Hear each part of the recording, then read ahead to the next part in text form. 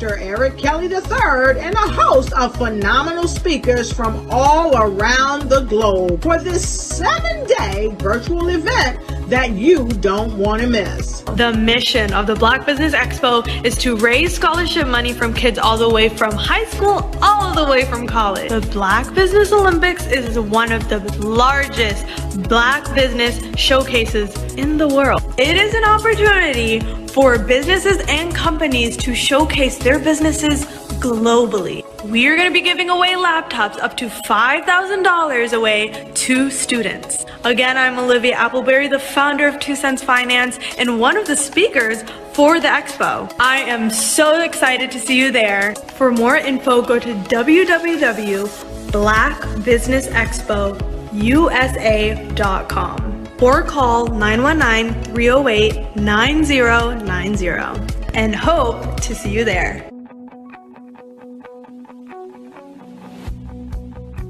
I am Black Business.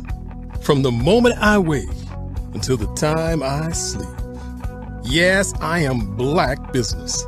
I am Black Business. Tell me, are you Black Business? I am Black Business. Do you support Black businesses? Listen, I support Black business because I am Black Business. Black Business Expo, one of the largest business showcases in the history of Black business in the world. The world.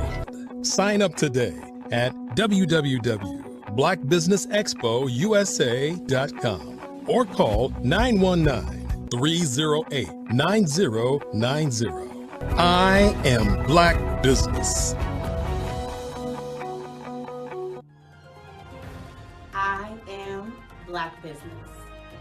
From the moment I wake until the time I sleep, I am Black Business.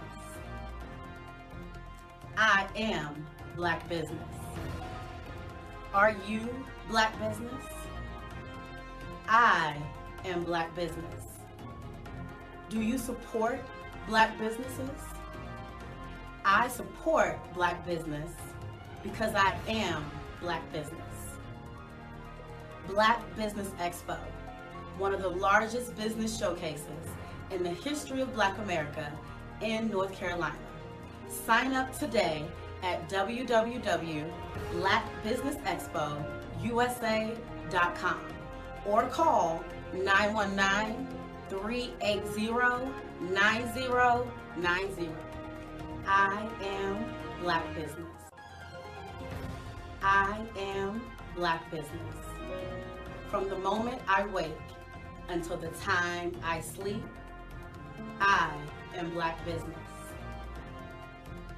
I am Black Business. Are you Black Business? I am Black Business. Do you support Black businesses? I support Black business because I am Black Business. Black Business Expo, one of the largest business showcases in the history of Black America in North Carolina. Sign up today at www.blackbusinessexpousa.com or call 919-380-9090. I am Black Business. I am Black Business. From the moment I wake until the time I sleep, I am Black business. I am Black business. Are you Black business? I am Black business. Do you support Black businesses? I support Black business because I am Black business. Black Business Expo, one of the largest business showcases in the history of Black America in North Carolina. Sign up today at www.blackbusinessexpousa.com or call 919-380-9090. I am Black business. I am Black business.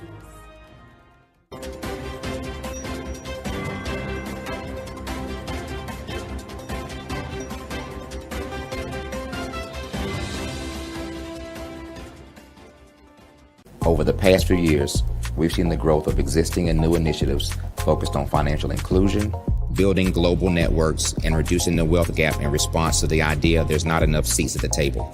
Whether their outcomes are to increase the representation of Black executives on corporate boards, ensure an inclusive global economy, or to create new U.S. African commercial pathways, the strategies are often carried out by separate programs. The question is, should they be? With the continent of Africa being home to more than half of the world's fastest growing economies, the youngest workforce, over 400 companies generating more than $1 billion annually, 700 generating more than $500 million annually that are poised for growth, and being the destination of nearly $5 billion in venture capital in 2021. Diversifying U.S. and Africa commercial engagement by building bridges between African businesses and their U.S. diaspora should begin being seen as mutually beneficial. From helping to reduce Africa's enormous capital gap to catalyzing two-way trade opportunities, the COVID-19 global pandemic hopefully has taught us that global challenges and opportunities are more interconnected than we thought. During the pandemic, African companies like Unicorn Flutterwave, insurance provider Reliance Health, ride-hailing app Yasir, and 54Gene, the continent's first bank of DNA on people of African descent, proved that when African companies have access to networks, capital, and information, they grow big, grow fast, and create solutions that are valuable to the world. This is why Be Direct was created. We are the first U.S.-based but African-centric board preparedness and board search company designed to connect U.S. Black talent and corporations to African businesses. Unique and fundamental to Be Direct's success is our process of helping board candidates adapt their experience and networks to an African context before they're connected to high-growth companies that are looking to locally and globally scale. From our focus groups with African business execs and government leaders, we don't ignore the sentiment that business is easy, but people are hard. Having a pool of board candidates with hard-to-access networks and extensive experience across the business life cycle, including successfully raising capital, is table stakes for an initiative like this. So yes, we have that. But corporate or entrepreneurial success in the U.S. does not guarantee success in Africa. Developed alongside industry partners on the continent, our training program, Be Direct Prep, is designed to transpose their experience to create cultural comfort, understanding, and a commitment to helping businesses in Africa scale. Our board governance sessions are African, continental, and country-specific, integrated with cultural awareness and dexterity training, masterclasses led by African industry execs, and mentoring coaching from African continental-based facilitators. But even more unique to Be Direct Prep, we cap off our training program with an immersion trip to help candidates that have not been to Africa before see and feel Africa's complexity and opportunity from African soil. We all know traditional network-based board placement has historically left a lot of us out of ever really being in the paid board pipeline.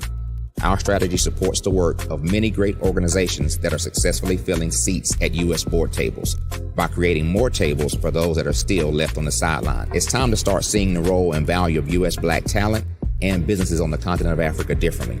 Old perceptions and habits limit economic inclusion. Let's transition Black talent and the African businesses they will support from the periphery of the global economy to its core. Living in a global lockdown, we all know now how fast local and global economies can change, and see the value of having businesses that hire, strengthen local value chains, and even grow globally. Status quo in any form holds back progress. We must democratize U.S.-Africa commercial engagement by socially and economically connecting cultures that have long been disconnected. It's time for Africa's U.S. diaspora to redefine their global value by helping African businesses scale continentally and globally.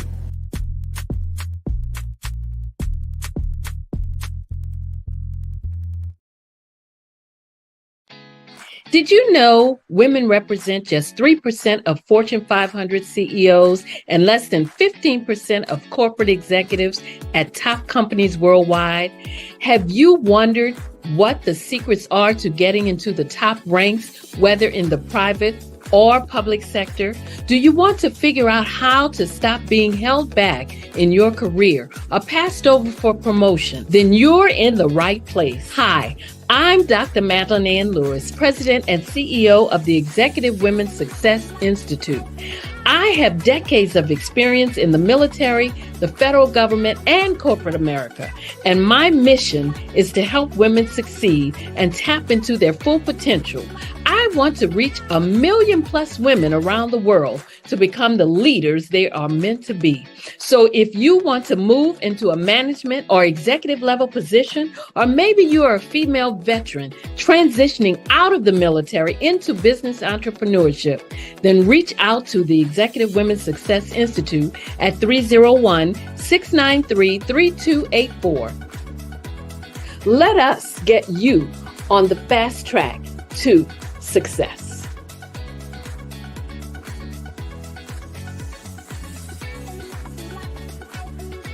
I'm Ramon Ray, founder of Smart Hustle Magazine and smallbiztechnology.com.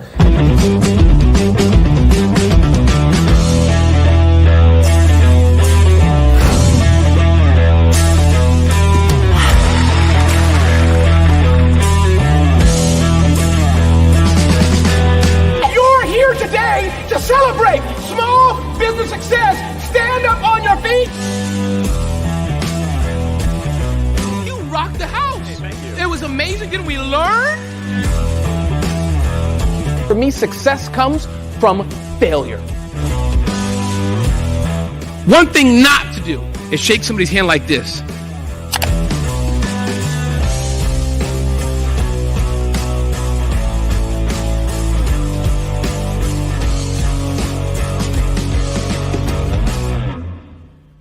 Phenomenal Tanya T. Wise, who is here from the great state of Maryland.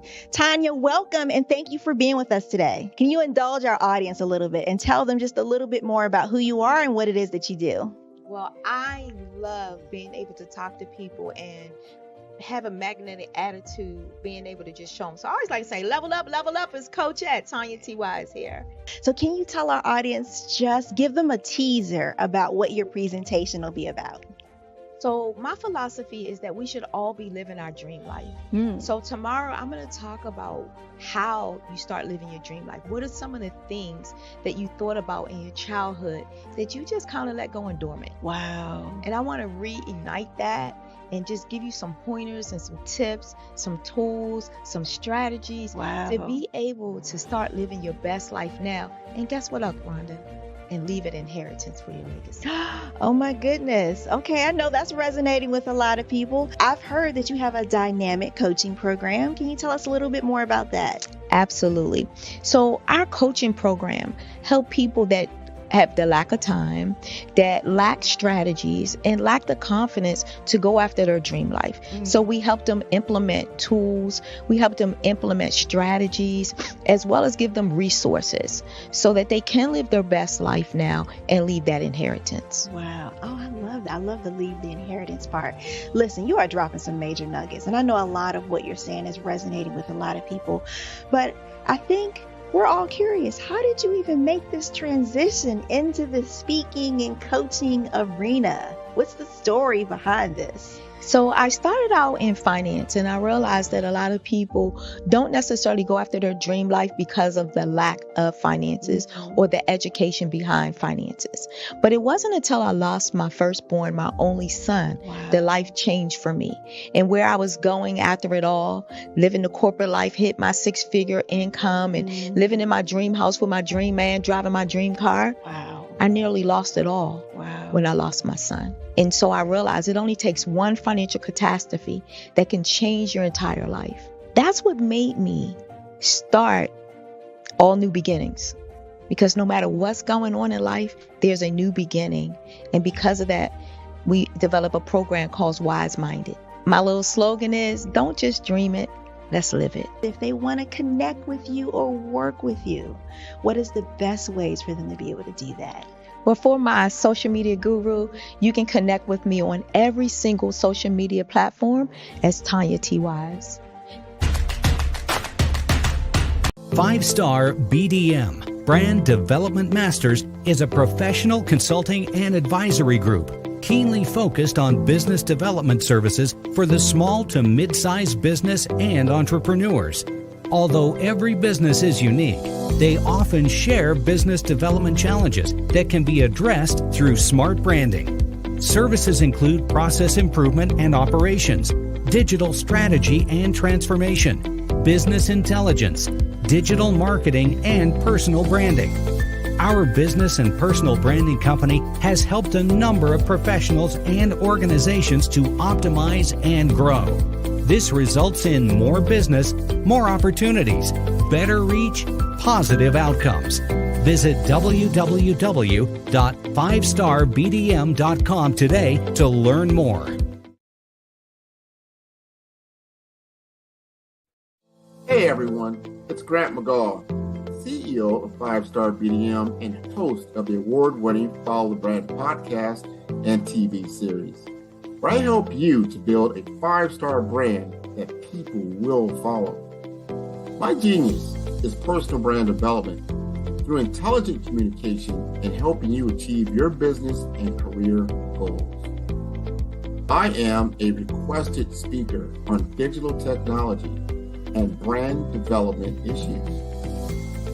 I want to work with you to increase the value of your current opportunities while attracting new ones. Every one of you is unique, and we all share challenges that can be addressed through smart branding. As a super connector, I work with you as an executive coach to guide you along the complicated business and career development road, providing the enhancement tools and information you need to succeed. Together, I will help you succeed in today's challenging business climate. I will evaluate and measure your progress.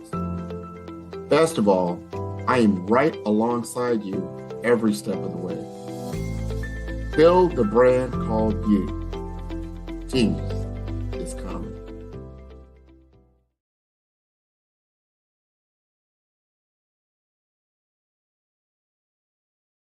Art to me is a creative expression of something from nothing. You know, it explodes onto the canvas, or it explodes on in my work. One of the things that I try to do more than anything is I try to just give the lines and the movements and emotions and expressions into what I do. Art really means to me a chance to express how I feel deep down inside. Most of my art begins as a thought that I might have, you know, whether it's sports, whether it's history, whether it's a woman or a man. It pretty much starts as an idea of thought before I get into the actual image of what I'm going to draw. I do a lot of historical pieces. I was a history minor in college, and I love to do history pieces. And a lot of times I'm thinking about history, and then I try to make that history impact you as you look at it. That's one of the reasons I do pictures so large. People ask me, why do I do the pictures so big? And I tell them, I want the piece to impact them as they're looking at it. To kind of dominate them, dominate their space. And most of my pieces I try to do off page. I don't try to do anything that's going to be in those four corners or in a square. And I want your imagination to be a part of the piece that you're looking at.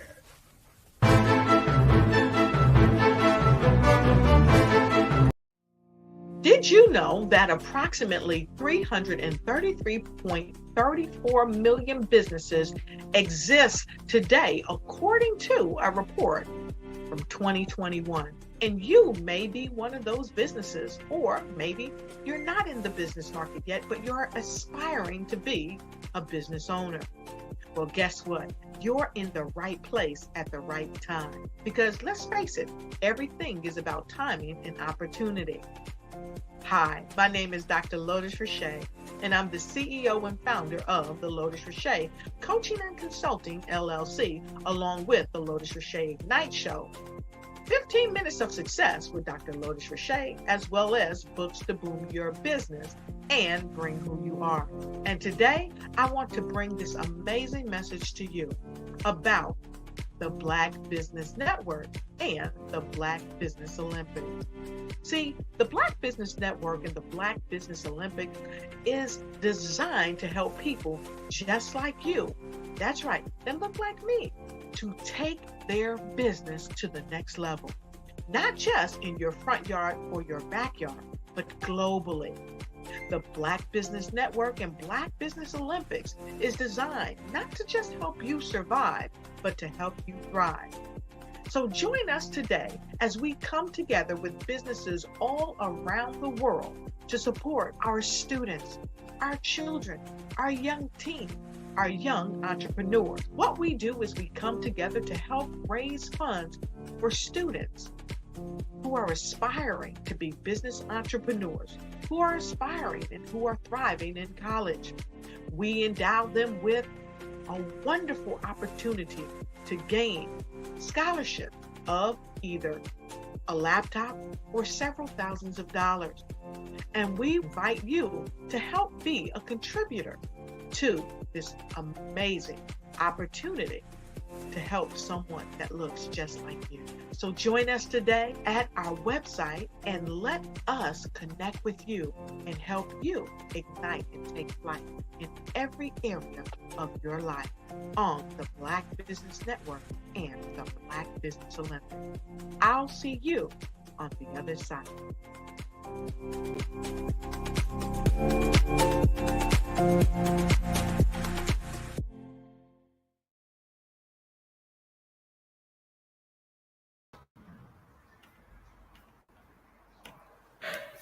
Good day, business owners, entrepreneurs, thought leaders, and corporations.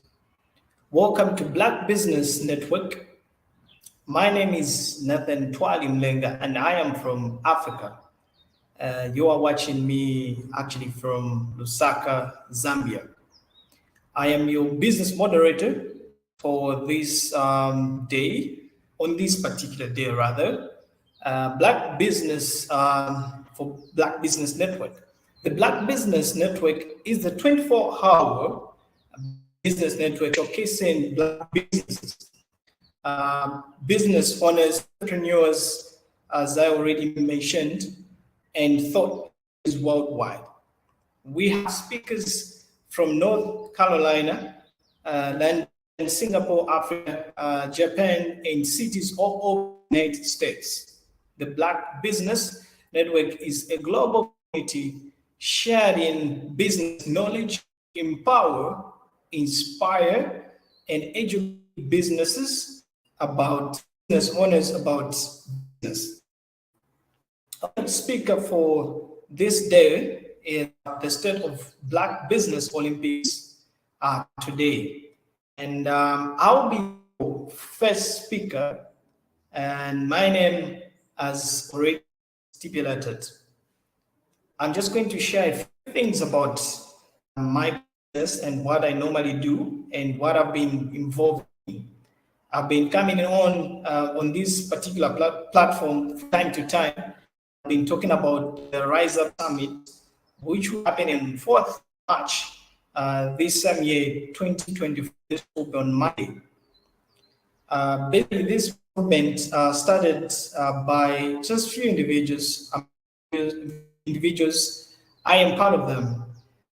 And we just thought that it's just enough for people to be motivated, to be inspired. We need to come up with something that was going to help them. And this came as a thought because of what I've gone through as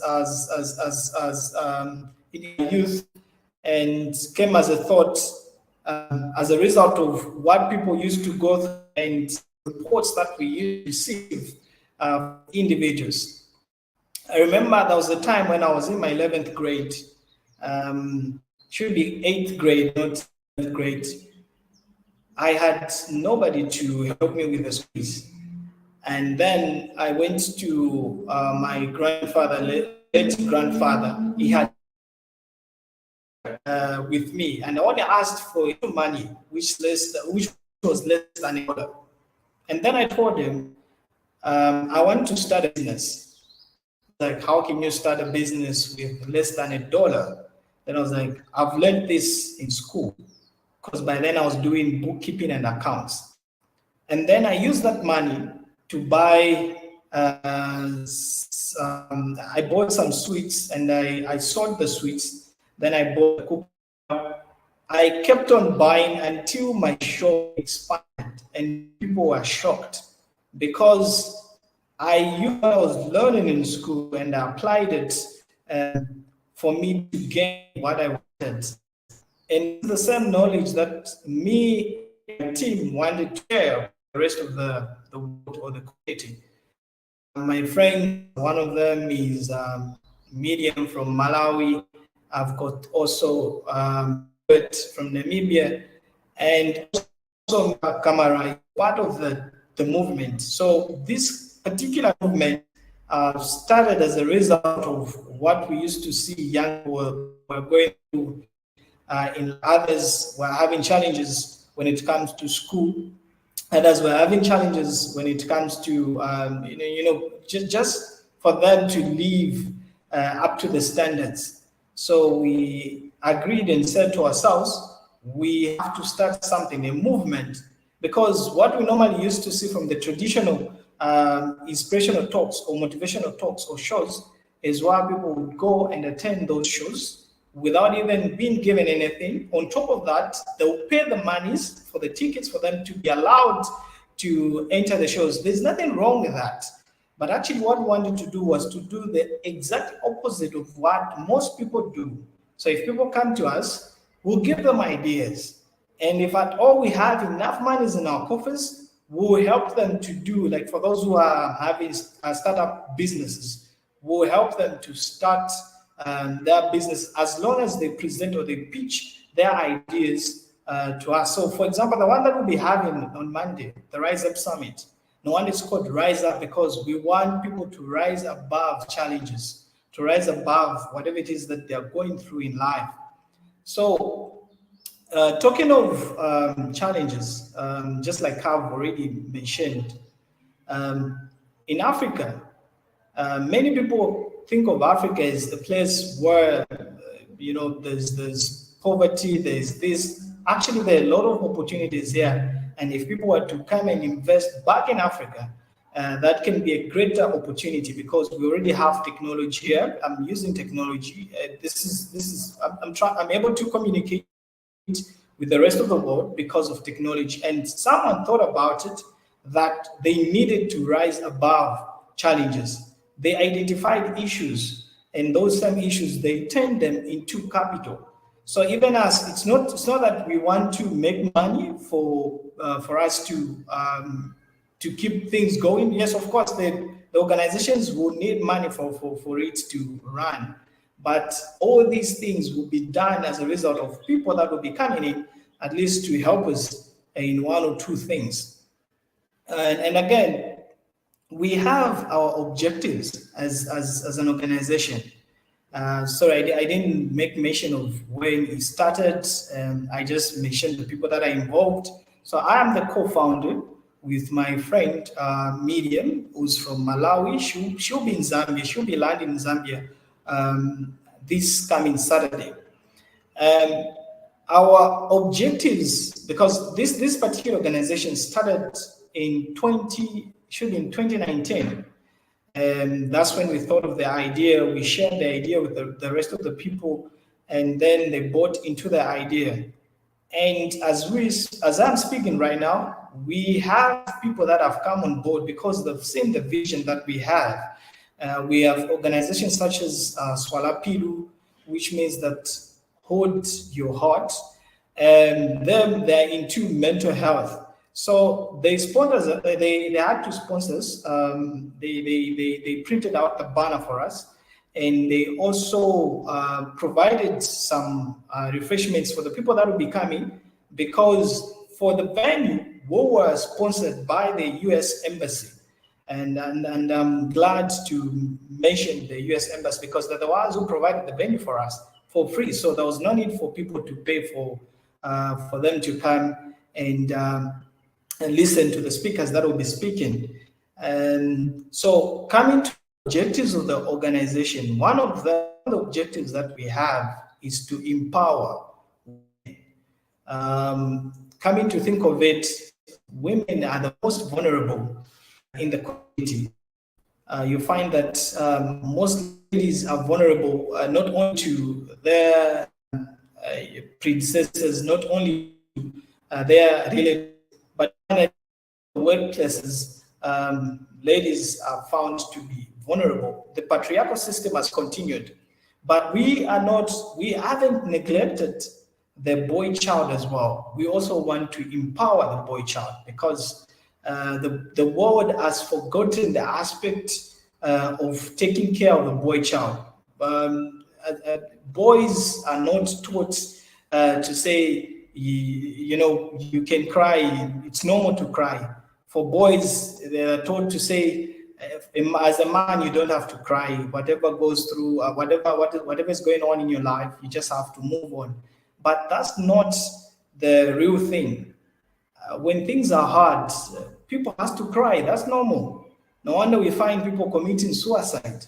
No wonder this Swalapidu organization is coming in as a result of trying to curbing issues that has to do with suicide or suicide. So we are working hand in hand with them, at least to empower women and also to empower boys, to tell them that actually it's normal for a man or for a boy to cry, and also to talk to someone, because most men don't share their personal griefs. They would rather die without telling or informing anyone to say this is what they were going through. So this is basically what we normally do. That's one of the objectives that we have, that is to empower women. So which means that if we have enough monies from the donors, the people that are willing to donate or to help us with the movement on how we can run things, the doors are open. So we are there to support. It's not only in Zambia that we're doing this, also in Malawi, in Namibia, South Africa, Ghana, and we have a few individuals that have jumped on board. So in order for us to empower women, we need resources, and one of the resources is money. We need money. We also need human resource, where we can be sending people who are able to identify those individuals that are willing to bring change. We need, because there are a lot of women out there, they've got ideas, but they don't have capital. We understand that the world is faced with, is faced with a lot of challenges. Just some few years ago, we are faced with COVID-19, and now we're also having other challenges that may hinder people not from progressing. So the other objective that we have as Rise Up movement or Rise Up Summit movement is that we also want to educate. Apart from empowering them, we also want to educate them. So we have a program where if we have enough money, we'll get some of the monies. We sponsor those who are in tertiary education. We also sponsor those who are in secondary and elementary. We also try to sponsor those who would like to study abroad, but at the moment we are just dealing with the locals. So when the monies are enough, our objective is to make sure that we sponsor not only the less privileged, but there are those who are in school. It's just that maybe their parents are just having some difficulties. We also try to jump in. So apart from empowering women, we are also there to provide education. We work hand in hand with the orphanages. so that we try and see what can work best for the both of us or for both our stakeholders. We also try by all means to provide rehabilitation centers for the street kids, because we understand that they also need help in as much as they may be in the streets. Some of them, of course, they have a genuine reason of being there, but that's not the better place for someone to stay, because they need shelter, they need food, and you find that the things that they're taking in is not even good for their health. So we are trying by all means at least to help the street kids. We are trying by all means at least to help the less privileged. We're also trying by all means to provide a shelter for these young ones or young chaps, for them to have a better life. Because one of the goals, just like I stated in my introduction, that is to bring change and to make sure that people rise above their challenges. Otherwise, it's not good for me to have everything and I forget about my brother who's in the streets. Otherwise, if I've got something, I need to share with them, because I am what I am because of what somebody did to me. Somebody helped and extended their hands for me to be here. So I also have to do the same thing. I have to extend where I can, and I have to make sure that my neighbor is being taken care of, because my neighbor is anyone who's directly and indirectly affected by my actions. So we have to make sure that we are our brother's keeper, and that's what has been one of our objectives. And the other thing is also to provide a platform for the speakers. Like we do provide, we do have Speakers Association. One of the organization is Fly High Speakers Association, where we engage speakers. We provide them with a platform where they'll come and speak. And we even find audience. We provide them with people, and then they just have to come, because we want to try and identify talents that people have, because others are good at speaking, then others are also good at teaching. So we want to try by all necessary means to identify. So that's also another objective that we have, which is to identify the talents that individuals have.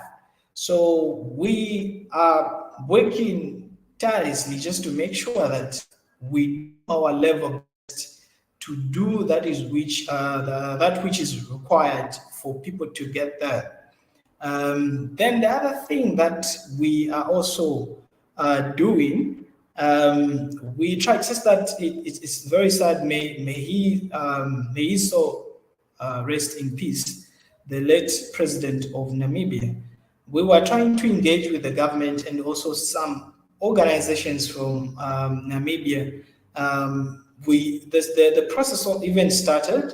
It's just that there's state funeral in Namibia. It just died a month ago. So which is very sad, but otherwise we tried by all means to engage governments, to work with them, apart from providing platforms for the speakers to come and speak on our platforms, on our shows. So talking of the speakers, on Monday we will have some speakers. Some of them are doctors, some of them are lawyers, some of them are farmers. We have one particular speaker who's done doctorate. She's even the dean of law school of one of the schools in Zambia, and these are it's a tier 1 school. It's recognized and it's at par with the University of Zambia. Her name is Dr. Chinambu Kafwilu, and she's one of the respected individuals that I've ever seen, and she's mentored me in many ways, legally, emotionally, everything. Like, she's mentored me, and this will be one of the speakers that will come and speak at this important event. The other speaker that we will have is no other than Ambassador Michelle Manda. She is the former ambassador to Malaysia, Zambia to Malaysia. She worked there during the times of should be Sata or Mwanawasa, and her works were recognized by the state. Actually, she's a very hardworking woman. She holds a master's in law. She also holds degree in law, and she also has got other businesses. She's worked with international organizations. She's also worked, she's the human rights activist. The other speakers that we also have Miss Mtinta Mono. She's the farmer, and a teacher and a consultant. She's also done great things for this country, Zambia, and also she's done a lot for Africa. We also have Faith in Ngwira Mbewe. She's also a member of Toastmasters, and she's also a great speaker. So these people that I've talked about will come and share their experiences on the platform that we've provided for them. Otherwise, this is not a movement that will just end and die its natural death. No, it will keep on going and until I don't know, because we have tried by all means and we thought about it to say we need to have objectives that will be in line with what people want. So talking of the event, just like I've already talked about it, we are going to provide, in fact, the people that are going to attend, those who have registered for them to attend, are not going to pay anything for the tickets. So which means that they are just attending for free. The speakers are just coming to speak voluntarily, meaning we're not even paying them anything. So we are trying to raise monies to fulfill our objectives.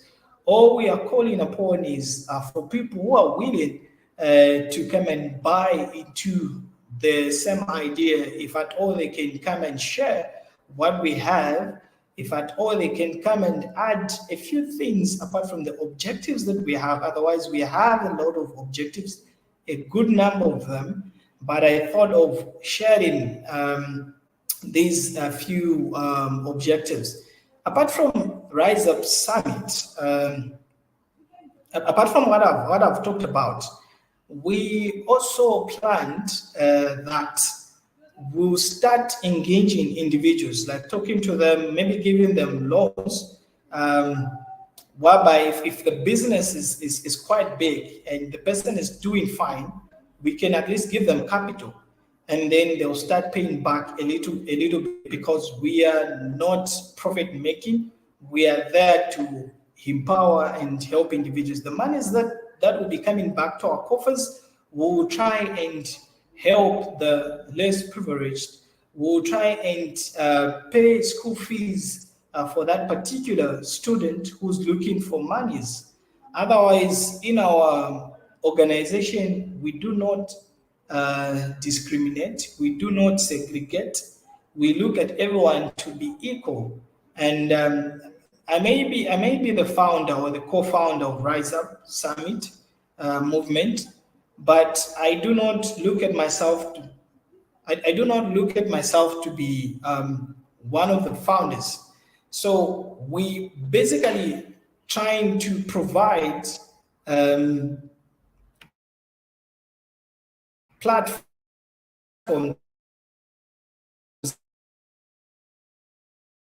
that will eventually work for people that will provide means for them to have access to services and products.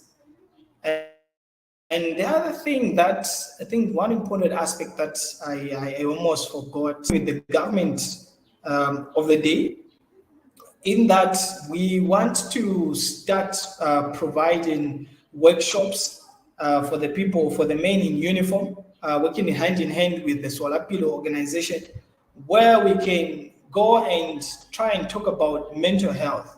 When I lost a friend of mine, it pained me because she was my closest friend, and she committed suicide, and nobody knew what happened to her, because mental health is a very serious issue, and many people don't even talk about it. No wonder we even trying to to also help the boy child, not to neglect the boy child, because most people have neglected the boy child. They are just talking about the girl child. Even the boy child also needs our help. They also need to be, to be treated as human beings. You find that most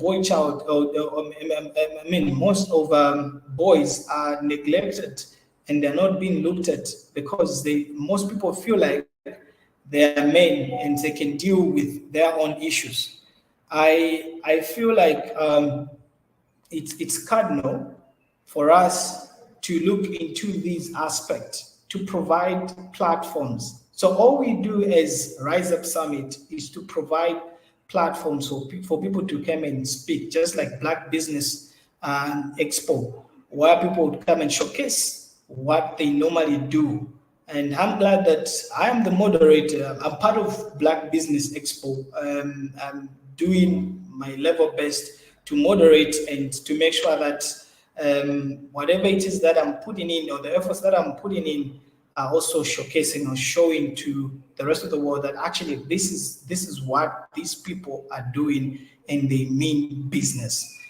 So working with the government and trying to provide platforms or trying to have workshops, all we are trying to do is to provide safe place for individuals, to provide safe place for boys, to provide safe place for girls, to provide safe place for women and ladies, and also men and women, women in uniform. Because there has been so many cases of suicide where people have committed suicide for no particular reason. So our movement is actually big. Our goals are actually big. We are trying by all means at least to bring on board individuals that may be willing to work with us, that may be willing to look into these aspects and these objectives that I've shared. In Africa, for those who are overseas, in Africa, there are so many things that you can do as an individual, as an investor. There are international laws that normally protect the investment of someone.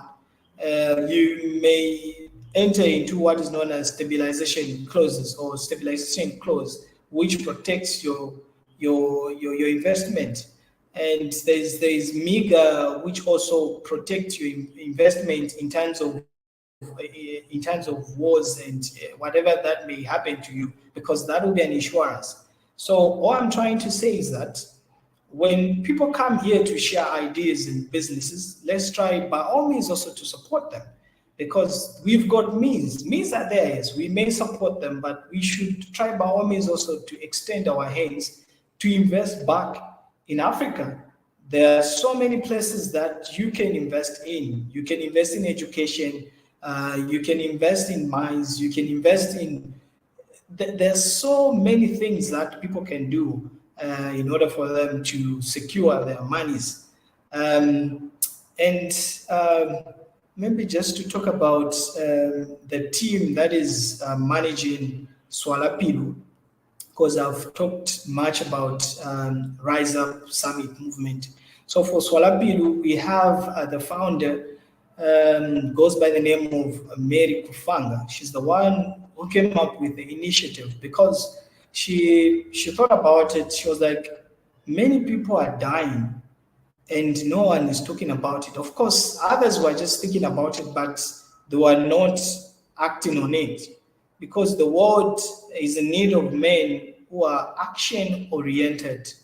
We need to act. Whenever we've identified an issue, we need to act. No wonder we are seeing billionaires of nowadays like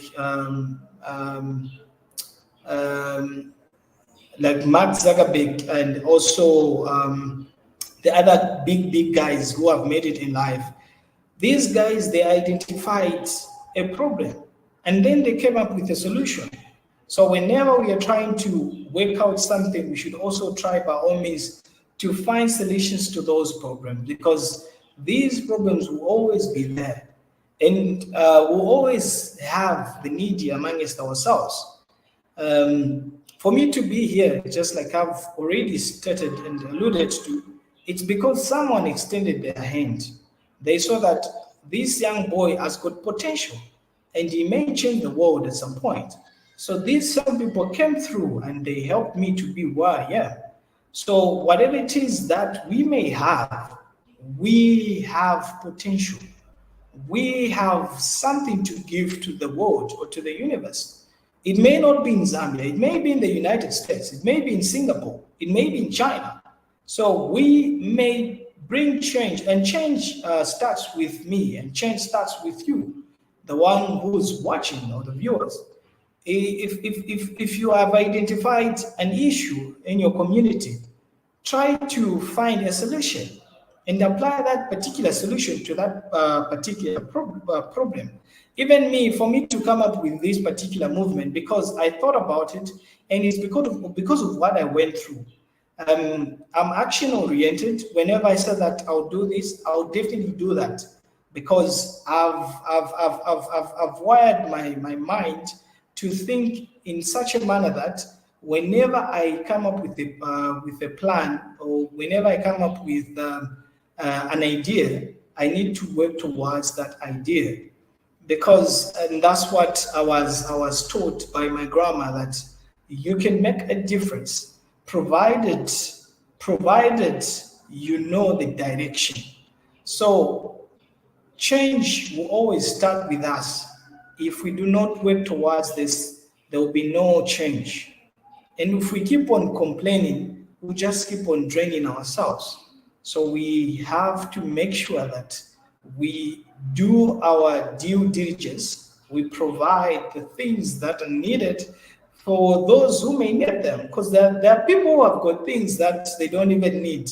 Maybe there's somebody there in China, there's someone there in the United States, there's someone there in Africa or in Singapore who may need those services. So actually, I've seen quite a number of business owners on this platform who have done tremendous works, and others have done things that have even changed the lives of people.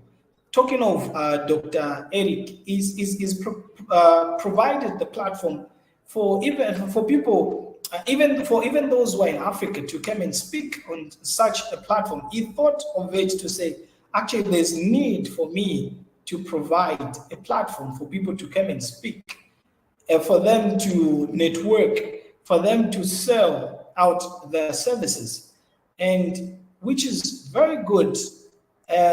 This also comes to the objectives that we do provide as Rise Up Summit. I talked of, we provide objectives such as we are trying to empower women, we are trying to empower boys, we're also trying to empower girls. We are also trying to educate them, which is the monies that we raise normally goes into our coffers in order for us to provide a proper education, because just like Nelson Mandela said, education is the key to success, because education is the only equalizer that people have. People may go as far as being called doctors. People may go as far as changing their lives because of education. Because nowadays people need somebody who's got a paper, because they understand that actually they think in a different way, and their level of understanding is actually different. Unlike someone who hasn't been to school, their thinking is totally different from what somebody who has been to school may reason and articulate certain issues. Then we also think of providing platforms for speakers to come and speak. We also have one of the objectives is also to rehabilitate or to provide rehabilitation centers for street kids because we think that they too need our services. So the other thing that we are working towards as an organization is also to provide workshops where we can go and train and where we can go and talk about mental health or mental issues, because many people don't just share, especially men. Men go through these things, but they don't want to share with anyone because they are scared that the moment they tell someone that they were beaten by their wives, someone will start laughing at them. It's normal to share with someone because we all need help. All of us need help. Nobody's self-made. We all need help. Women need help. And just like I stated that we want to empower women because women seems to be the most vulnerable. It's not by nature, it may be by nature, but we're also trying to see or to look into it that we provide platforms and means for them to at least to be independent. I'm glad and happy that many women that I've watched on this platform are independent and they're able to do marvelous works. With the few minutes that I've remained with, would like to share the contacts that you can use to reach out to me. The email that I normally use, there's the email for the organization, and there's the personal email that I normally use. So my personal email is nathan.twain1@gmail.com. Then there's the email for the organization, which is Rise Up Summit 2@gmail.com. Then there's also Swalapilu, Hold Your Heart, @gmail.com. Then my personal number is +260 975 40 5074 +260 975 40 5074. Those are the numbers. So basically, what I've been talking about is that we can rise above challenges. So the kind of business that we're engaged in, because we're providing services to people, is that we want to provide platforms for speakers to come and speak. We want to provide shelter for the street kids. We are also trying to provide education for the less privileged. So whatever money that we raise, even the monies that we raise from the fundraising that we'll be raising from the things that the articles that we'll be selling, such as the t-shirts, the hoodies, the cups, the caps, those monies will go directly into the coffers, and they will serve the purpose that they are intended to serve. Otherwise, it's been a prompt pleasure for me to speak here as the first speaker. I will see you on the other side. My name is Nathan Twali Mlenga from Lusaka, Zambia. Thank you. I am Black Business. From the moment I wake until the time I sleep, I am Black Business. I am Black Business. Are you Black Business? I am Black Business. Do you support Black businesses? I support Black business because I am Black Business. Black Business Expo, one of the largest business showcases in the history of Black business in the world. Sign up today at www.blackbusinessexpousa.com or call 919-308-9090. I am Black Business.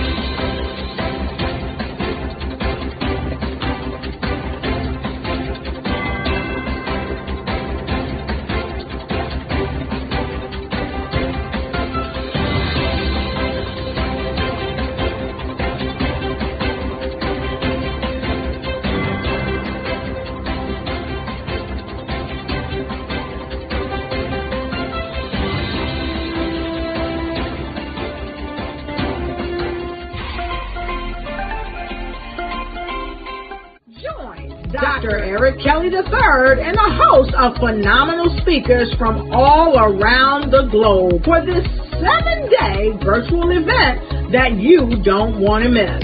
The mission of the Black Business Expo is to raise scholarship money from kids all the way from high school, all the way from college. The Black Business Olympics is one of the largest Black business showcases in the world. It is an opportunity for businesses and companies to showcase their businesses globally. We are going to be giving away laptops up to $5,000 away to students. Again, I'm Olivia Appleberry, the founder of 2 Cents Finance and one of the speakers for the expo. I am so excited to see you there. For more info, go to www.blackbusinessexpousa.com or call 919-308-9090 and hope to see you there. I am Black Business. From the moment I wake until the time I sleep. Yes, I am Black Business. I am Black Business. Tell me, are you Black Business? I am Black Business. Do you support Black businesses? Listen, I support Black business because I am Black Business. Black Business Expo, one of the largest business showcases in the history of Black business in the world. The world! Sign up today at www.blackbusinessexpousa.com or call 919-308-9090. I am Black Business. I am Black Business. From the moment I wake until the time I sleep, I am Black Business. I am Black Business. Are you Black Business? I am Black Business. Do you support Black businesses? I support Black business because I am Black Business. Black Business Expo, one of the largest business showcases in the history of Black America in North Carolina. Join Dr. Eric Kelly III and a host of phenomenal speakers from all around the globe for this 7-day virtual event that you don't want to miss. The mission of the Black Business Expo is to raise scholarship money from kids all the way from high school, all the way from college. The Black Business Olympics is one of the largest Black business showcases in the world. It is an opportunity for businesses and companies to showcase their businesses globally. We are going to be giving away laptops up to $5,000 away to students. Again, I'm Olivia Appleberry, the founder of 2 Cents Finance and one of the speakers for the expo. I am so excited to see you there. For more info, go to www.blackbusinessexpousa.com or call 919-308-9090 and hope to see you there. I am Black Business. From the moment I wake until the time I sleep. Yes, I am Black Business. I am Black Business. Tell me, are you Black Business? I am Black Business. Do you support Black businesses? Listen, I support Black business because I am Black Business. Black Business Expo, one of the largest business showcases in the history of Black business in the world.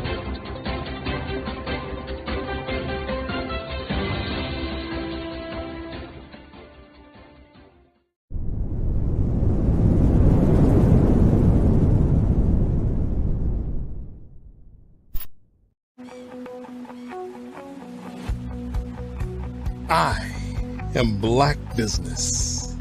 From the moment I wake until the time I sleep. Yes, I am Black Business. I am Black Business. Tell me, Are you Black business? I am Black business. Do you support Black businesses? Listen, I support Black business because I am Black business. Black Business Expo, one of the largest business showcases in the history of Black business in the world. The world! Sign up today at www.blackbusinessexpousa.com or call 919-308-9090. I am Black business.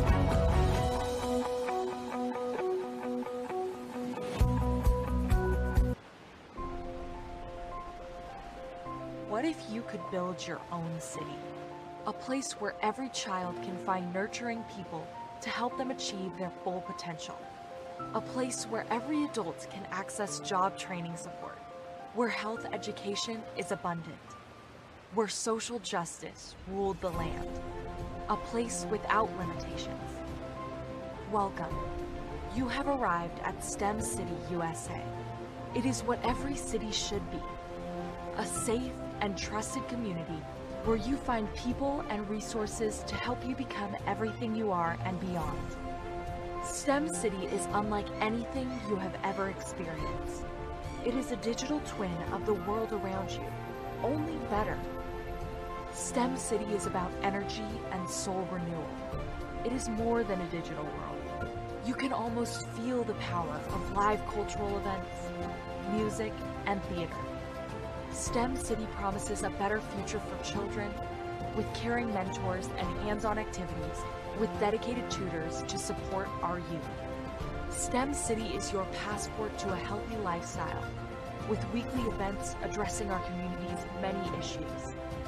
STEM City is your financial well-being, with helpful information on wealth management, career advancement, job training, and so much more. STEM City is the community you deserve. It is the city where your dreams can come true. STEM City USA, a place in the sky that is accessible to all who reach for the stars.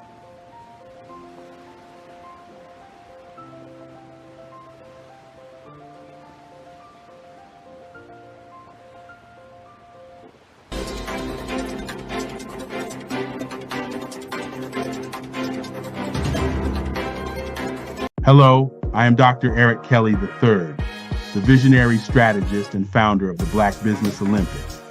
I invite you to showcase your Black-owned businesses on the Black Business Network global stage.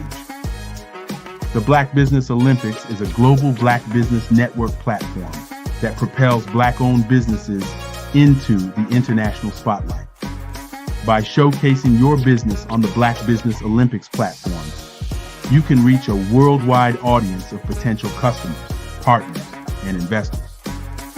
You can also establish yourself as a thought leader, an expert in your field, attract lucrative partnerships, and more speaking engagements.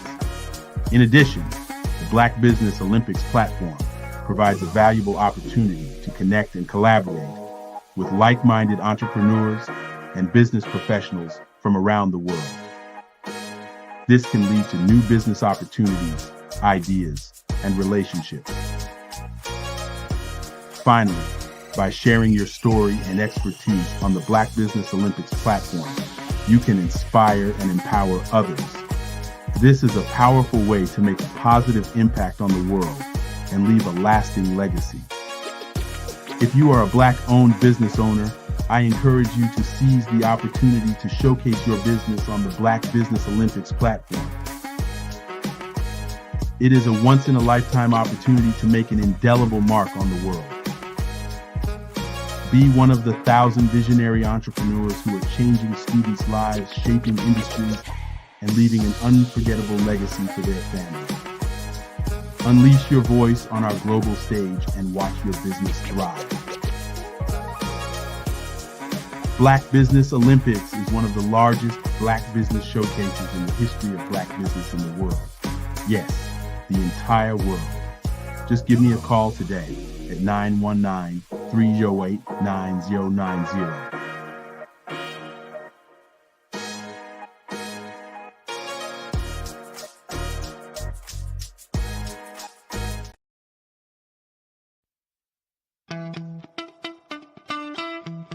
How many times have you been asked to help someone you didn't even know? A student, a business entrepreneur?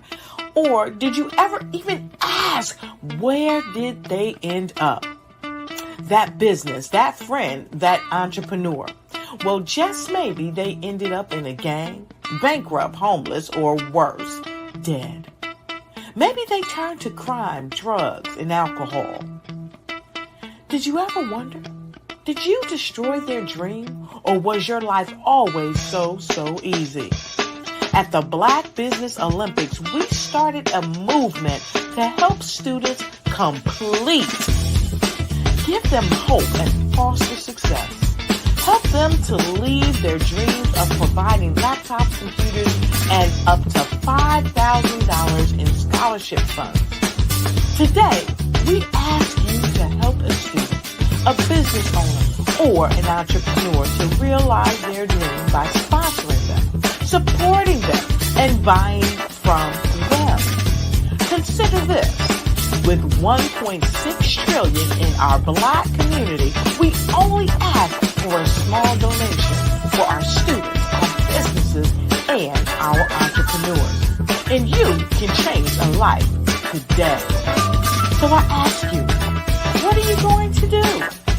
Sit on the sideline and watch our students in high school be leaders, miss out on their dream from lack of resources? Or are you going to donate to the movement and change their future and yours as well? Give us a call today at 919-308-9090. Change their life by investing with action to the Black Business Olympic Fund. The Black Business Olympics, one of the largest business showcases of Black business in the history of the world.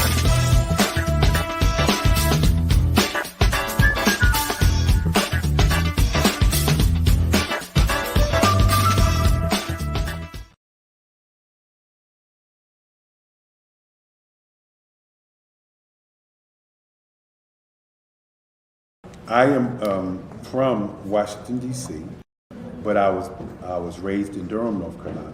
I came to Durham when I was about 5 or 6, and then I traveled back and forth to D.C. because it's where my people are from. One of the unique things about my family is my mother, she's also an artist. She does quilting, and she does a lot of artistic things. And then my son, he draws with both hands, his right hand and his left hand like I do. So that's kind of a family trait. And then my other son, he's a videographer, and my daughter, she works, she's a regional vice president for Sunglass Lab. When you start out drawing and sketching, you want to continue to explore, you know, each avenue. I do pastels, I do pen and ink, I do painting, I do acrylics. I haven't done oils yet. But I try to do all facets of art. What I say to a lot of times to people is, you know, you can't put yourself in a box when you're an artist. You have to explore. And over the course of my life, I've tried to explore different mediums. I also do sculpture as well. I choose my subjects by the intensity that they have in their faces, or the intensity that somebody is moving, because I do more than portrait drawings. I also do I do abstract, and then I do figurative drawing also. Well, what happened in this particular show is that I started out trying to come up with something that would be a little bit different than what everybody else is doing. So I was working on a Barack Obama show, and they wanted me to do some paintings of Barack. And so what I did was, because of the deadlines, I kind of did it kind of fast. And then I realized when I was doing it fast, I enjoyed it. And so then I started doing other pieces the same way, and I started to enjoy those pieces also. And so I came up with this particular style. And it's a style of lines and colors. And what's interesting is that when I was in college, I did a show called Lines, Colors, and I talked about the boldness of the blacks, the hotness of the whites, and this is how this has come about. later on in my life. And the colors comes from a lot of the entertainers that I work with, where they wear different colors. They don't wear, your plain reds or your whites. They wear different colors, and so that's also another piece of what's giving me the colors. The subtitle of this show is Faces That Speak Life. That's real critical. Faces that speak life. Each one of these pieces is a life source and a life energy that's being put on display for people that are looking at it. I always say in terms of my art, it's not important that I draw them. It's important what you get out of what I draw. I don't try to just draw it because you like it. People wanted me to do prints. I didn't do prints.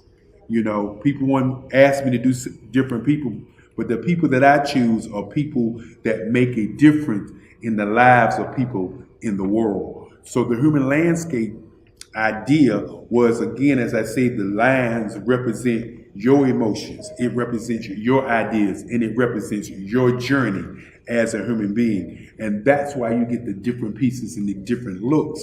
And as you notice, I try not to do one look that looks alike another look. And that's what's the most important part of this show. Art to me is a creative expression of something from nothing. It explodes onto the canvas, or it explodes on in my work. One of the things that I try to do more than anything is I try to just give the lines and the movements and emotions and expressions into what I do. Art really means to me a chance to express how I feel deep down inside. Most of my art begins as a thought that I might have, whether it's sports, whether it's history, whether it's a woman or a man. It pretty much starts as an idea of thought before I get into the actual image of what I'm going to draw. I do a lot of historical pieces. I was a history minor in college, and I love to do history pieces. And a lot of times I'm thinking about history, and then I try to make that history impact you as you look at it. That's one of the reasons I do pictures so large. People ask me, why do I do pictures so big? And I tell them, I want the piece to impact them as they're looking at it. To kind of dominate them, dominate their space. And most of my pieces I try to do off page. I don't try to do anything that's going to be in those four corners or in a square. And I want your imagination to be a part of the piece that you're looking at.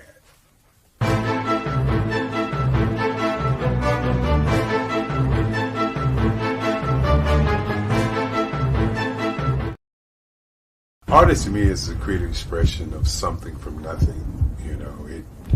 It explodes onto the canvas, or it explodes on in my work. One of the things that I try to do more than anything is I try to just give the lines and the movements and emotions and expressions into what I do. Art really means to me a chance to express how I feel deep down inside. Most of my art begins as a thought that I might have, whether it's sports, whether it's history, whether it's a woman or a man. It pretty much starts as an idea of thought before I get into the actual image of what I'm going to draw. I do a lot of historical pieces. I was a history minor in college, and I love to do history pieces. And a lot of times I'm thinking about history, and then I try to make that history impact you as you look at it. That's one of the reasons I do pictures so large. People ask me, why do I do pictures so big? And I tell them, I want the piece to impact them as they're looking at it. To kind of dominate them, dominate their space. And most of my pieces I try to do off page. I don't try to do anything that's going to be in those four corners or in a square. And I want your imagination to be a part of the piece that you're looking at.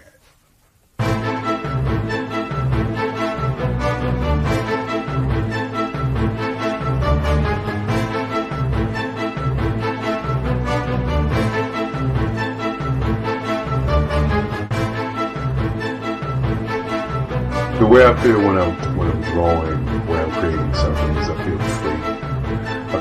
I feel like there's an anticipation of something that's going to come. I try not to draw first. I try to draw second. And what I mean by that is I try to allow myself to kind of get into the piece and just relax. Sometimes I miss time. I'll draw 2, 3 hours, sometimes 4 hours. And while I'm drawing, it's just a free. I just feel free. I mean, I feel like time stands still.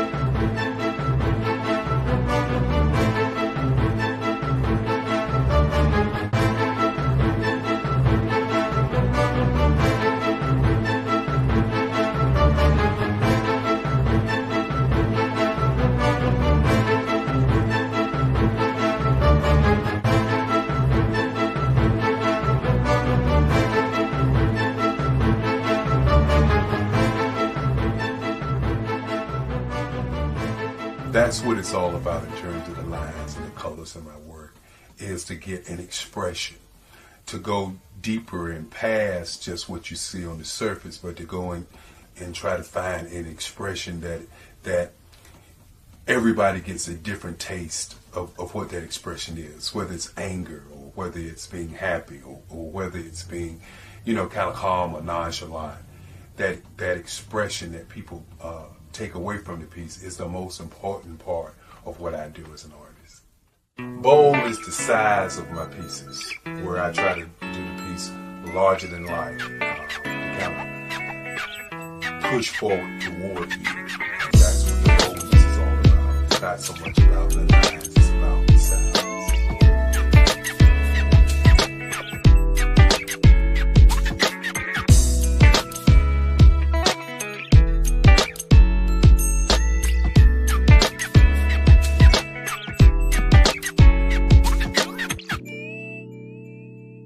The Face of Change art show is inspired by my mother, but more importantly, it's a historical moment in time as the pieces depict different emotions and expressions of Barack Obama.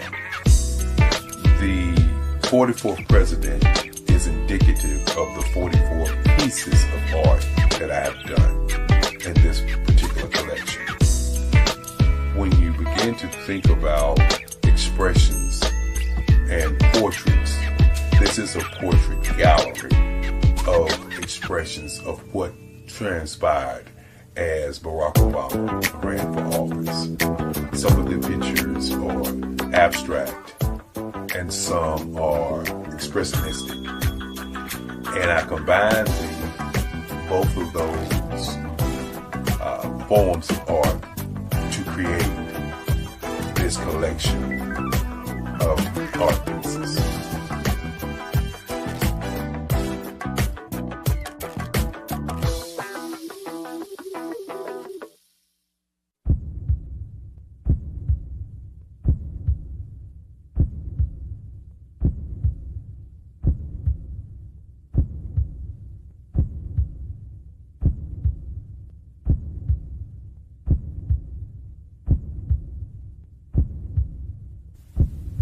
Overcomer, brilliant, ambitious, motivated, awesome. Obama.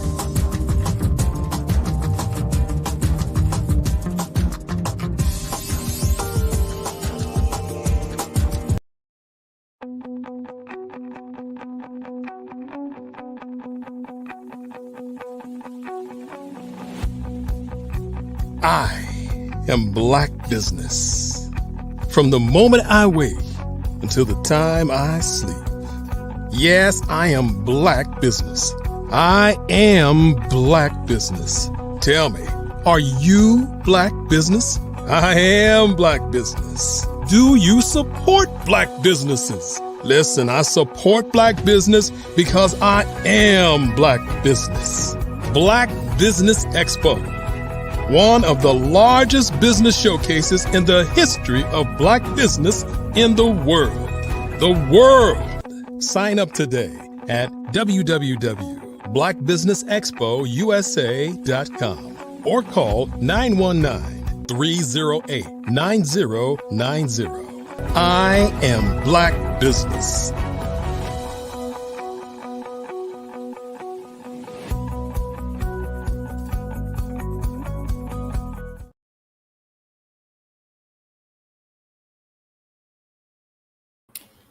Hello, welcome back. Good day, business owners, entrepreneurs, thought leaders, and corporations. Welcome to Black Business Network. My name is Nathan Twali Mlenga. I am your host, moderator for the day, and you're watching me from Lusaka Studios.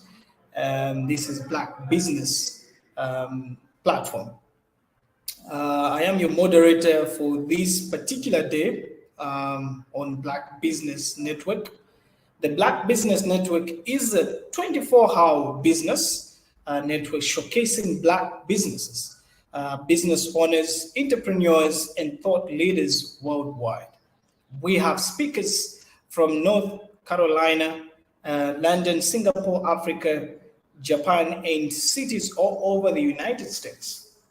The Black Business Network is a global community sharing its business knowledge to empower, inspire, and educate businesses about business. The keynote speaker for today, or our speaker for this particular hour, is no other than Dr. Eric. Dr. Eric is one of the prominent African-American artists of the last 3 decades. His oil on canvas work is a harmonious blend of abstract and expressionist portraits featuring pop culture icons. Furthermore, as the founder of the Black Business Olympics, Dr. Kerry has created a platform that uplifts and empowers, fostering a community where diversity, innovation, and excellency are celebrated. And this vision has paved the way for a brighter, more inclusive future for today's youth. Viewers, without further ado, I give you, and I'm honored to host the owner of Black Business Expo, Dr. Eric. Without further ado, I give you Dr. Eric. Good morning, good morning, good morning. How are you today?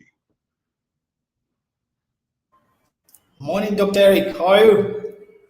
Doing pretty good as we get prepared for presentation that I wanted to make this morning as we continue to bring people to the platform. And you're located where? In Lusaka, Zambia, Africa. Okay. Just want to make sure people understand that we are reaching out across the globe to business owners and to thought leaders like yourself, young man, to share in the information about what's going on in the world. Again, want to thank you. And as we say, genius is common, and I'll see you on the other side.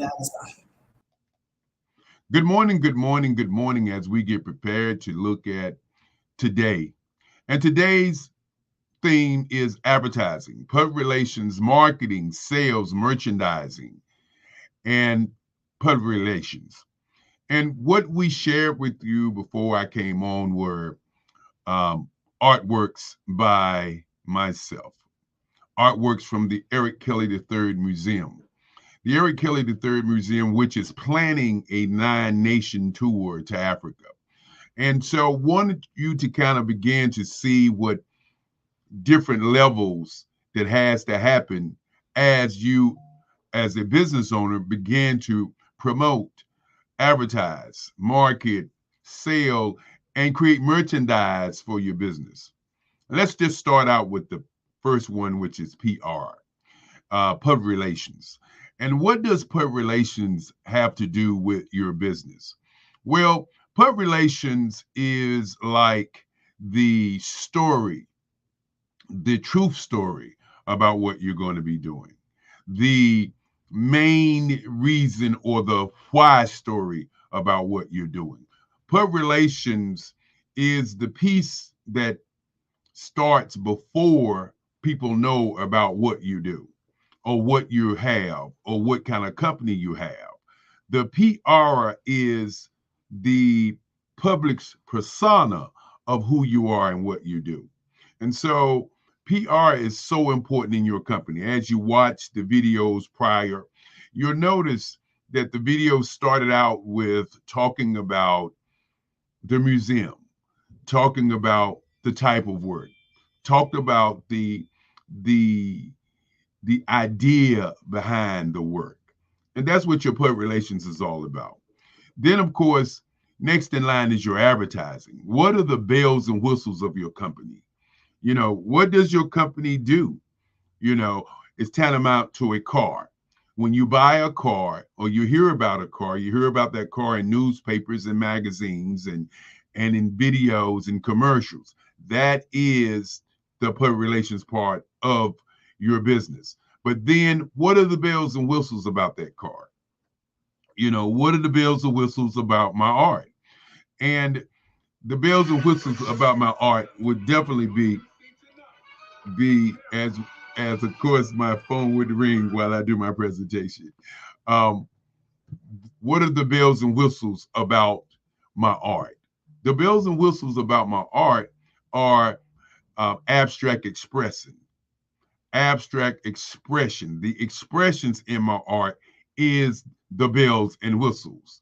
The line work in my art is a part of the bells and whistles. The colors in my work is a part of the bells and whistles. The subject matter of my art is not a part of the bells and whistles. The subject matter in my art is a part of my art.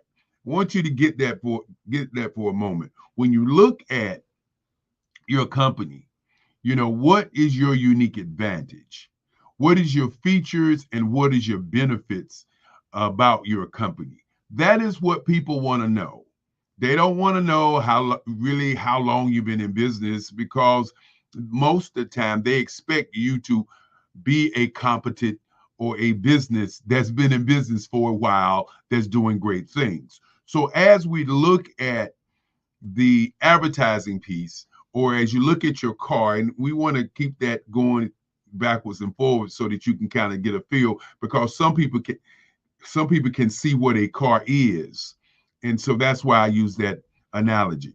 So with your car may have a engine, a type of engine that makes it a benefit to you. The engine may be also a feature. You may have power windows, power door locks. You may have a exercise trunk. You may actually have a large vehicle or a small vehicle. These are the features and benefits. This is the advertising piece. This is what the car has. You know, why would I buy the car? Okay, becomes the marketing. The marketing is the gas that runs what you do. So let's talk about marketing of the art. The marketing of the art is who you put that art in front of so that they can see the bells and whistles, which are your advertising. So many times I talk about you can lead a horse to water, but you want to be the salt. You can lead a horse to water, but you want to be the salt. Because many times people say you can lead a horse to water, but he won't drink. Okay. Ask yourself in your business, what part of your business are you? Are you the leader of the horse to the water? Are you the horse, which means you're the worker bee? Are you the horse that's coming to the water, or are you the person that's riding the horse, or the person that's following a follower? Okay. And then the last question is, are you the salt? And what I mean by the salt is that if in fact you have a horse that you've led to water, if you have a product or service that you've created and you put in the marketplace, if you put salt in the horse's mouth, he will drink the water. So are you the salt to your customer? Are you the salt to your client? Are you the salt to your success? And so these are the kinds of things that people don't think about when they think about marketing. Marketing is the gas that runs the car. Now, today's theme also embodies sales. And we're going to talk a little bit about sales in the end. And then also today's themes embodies merchandise. And why merchandise is very important, because I submit to you that the merchandise that your company has or sells, whether it's t-shirts, hats, caps, ink pens, or whatever, are a part of your marketing mix. It's a part of your money mix, I should say, not marketing, but your money mix. So you got public relations that tells the story, that gets people to trust you. You got advertising that talks about the bells and whistles of what your company does. Then you have the marketing, and the marketing drives your product in front of your client. And your marketing is your salt. And then, of course, you got merchandising, which is also a part of your money mix. Let's talk about sales and why sales is so valuable. Sales is the lifeblood of your company. Many times people will start a company and they will say things like, well, I'm not good at sales. I don't like sales. Sales is just not what I do. And so what I want to submit to you this morning is that you must understand that you sell every time you open your mouth. You sell every time you put on the clothes that you wear. You sell every time that you walk into the room. So when you say you don't like sales, you have to also understand, then why do you dress the way you dress? Why do you talk the way that you talk? Why do you interact with people the way that you interact? All of this is sales. Now, understanding how to sell is altogether another situation. And let's go into the whole sales cycle, the sales piece this morning, and see if in fact that you can begin to see how sales is valuable and how sales is very important. The first part of sales is very important. And that first part of sales is understanding who your client or customer is. That title is called qualifying. And why is qualifying very important? Well, qualifying is important because you want to know whether or not you have a suspect, a prospect, or a buyer. How do you find out if you have a suspect, a prospect, or a buyer? The way that you find that out is by qualifying that client, by asking that client qualifying questions. If you're selling water products and you're talking to a person who does not need them, then you're explaining to them what you're selling. Qualifying your client is the very essence of sales. Before you even begin the sales cycle, qualifying that client is very important. And when you qualify that client, you must have 15 questions that you can ask about what your business does to that person so that you can find out whether or not you got a prospect, suspect, or a buyer. And what I mean by that is, many times we go into a conversation with a client or a conversation with an individual and we don't ask any questions. we don't qualify them. So we spend 2-3 hours working on proposing our product. You notice I chose my words kind of carefully there because sometimes people believe they're selling their product. No, you're proposing your product to someone. What I mean by that is you're discussing it, you're putting your vigor in, your energy in, you're talking about it with great zest, and the person that you're talking to is truly not interested. And you find yourself spending hours of your time doing that, and that is in lies the biggest challenge of your time.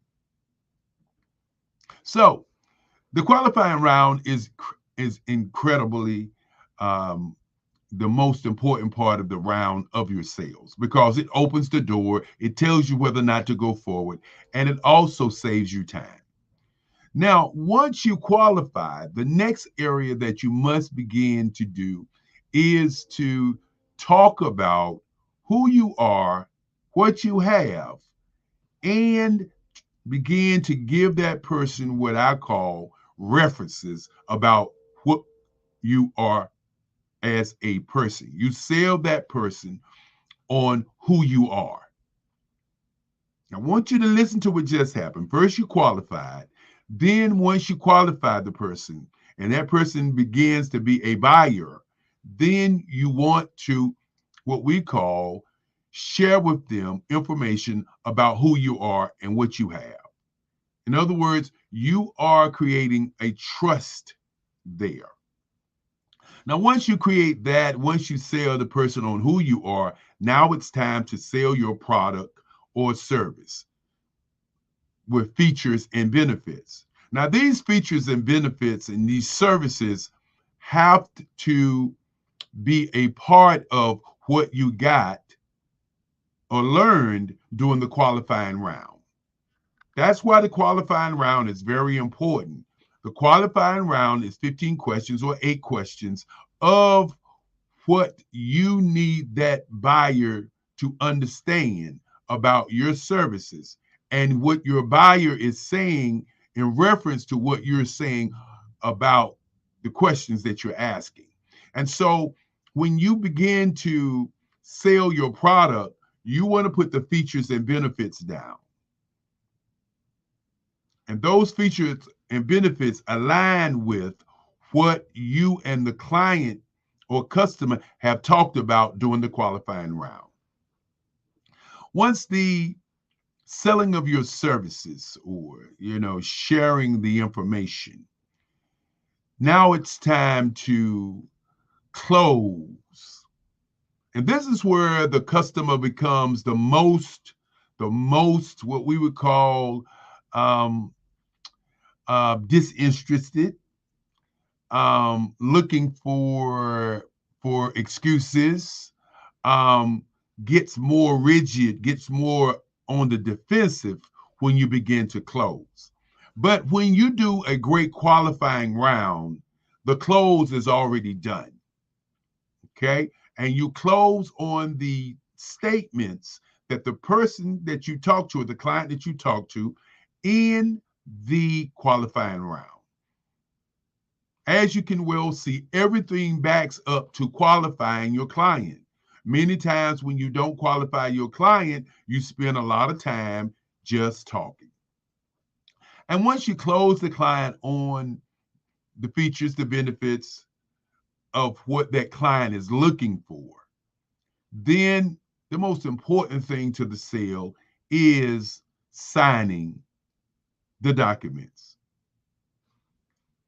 No sale is complete until you sign the documents. And after signing the documents and getting all the things in place, the next piece is to ask for referrals. Many times we go into the sale and we do a great job and we get the sale when we ask for the order, we get all the paperwork signed, and we say, thank you very much, and we rush to the next customer. We don't take time to look at that customer who 9 times out of 10 has more clients who want the same thing that that person wants. So we don't ask for referrals. The referral business is always the great business. And let's back up just a moment and talk about customers. Many people who are in business, who started business, would come and say, I've been in business for over 25 years, and I'm still looking for new customers. I want to submit to you that if you're in business for over 5 years, or 10 years, or 20 years, that the real customer that is right in front of you when you're looking for new customers is your old customers. Today, I want you to take the time and look at your database and look at all the customers that you've had in the past and give them a call and ask them, how can you serve them? Ask your old customers, your old customer base, or your customers that you have served who are your fans, who are your raving fans, who when you first started your business were the first customers that you had, are probably still customers that you have not talked to because you continue to look for new customers and have not really developed all of your old customers. So as we talk about sales today, I want to leave that with you about the sales scenario, the sales situation. Today's theme is advertising, public relations, marketing, sales, merchandising. And these are key critical parts of your company. You cannot continue to be a great business if, in fact, you don't address these 6 pieces. When you're addressing these things, you don't have to look at your public relations as a challenge. You don't have to look at your advertising as a challenge, your marketing as a challenge, your merchandising and your sales as a challenge. What you must begin to do is break down each one of these before you begin to do business. Because if you don't, what happens when you don't understand the sales cycle? What happens when you don't have merchandise? What happens when you are not marketing or putting your company in front of your client? What happens when you don't look at your bells and whistles, your features and your benefits, your advertising? What happens when you don't have great public relations or press? As my great grandfather used to say, you must be relentless. You must be involved in the number 1 business in the world, which is thinking. You must be involved in number 2, which is research. But you must be relentless. You cannot get to the next level unless you are relentless. So with those things being said this morning, I just wanted to bring that particular piece to the platform. The Black Business Olympics, one of the largest business showcases in the history of Black business in the world. Yes, the world. We want you to understand that the reason that we do this is to connect you with the world, to get you to understand that their world is bigger than your backyard, that because of the pandemic that many people begin to start new businesses and meet new people because the globe was opened up to a mindset, which was a mind shift, which is a part of the mind print that I talk about. And so I'll get an opportunity to talk about those different levels in our next conversation. But as we continue to say, genius is common. I hope you enjoyed the artwork that you saw earlier. I hope you saw how we set this whole conversation up for you so that you can see that on this day, which is the second day, which we talk about advertising, public relations, marketing, advertising, and sales, how all these things work together. So look at your business today. Do a deep dive, as they say. But more importantly, create your destiny. Utilize your genius, because genius is common. And I'll bring back the guy all the way from Africa, who's doing a great job, young man that I truly am proud of. I'm going to bring back Nathan Malinga. Hey, Nathan, how's it going? Hi, Dr. Eric. Wow, that's very great. I'm happy that you've shared some insights on marketing. And I think the fun fact that you don't know is that I've done marketing. I've done marketing and I've done digital marketing as well. And it's been a pleasure for you to share those insights with the rest of everybody that is watching. Otherwise, thank you so much. From me, I don't have any questions unless you do have a question to ask me. Well, I don't have any questions to ask you, young man. As we say, genius is common. I know you're going to talk about the scholarships, and of course, you're going to talk about the sponsors, and I will see you on the other side. Thank you.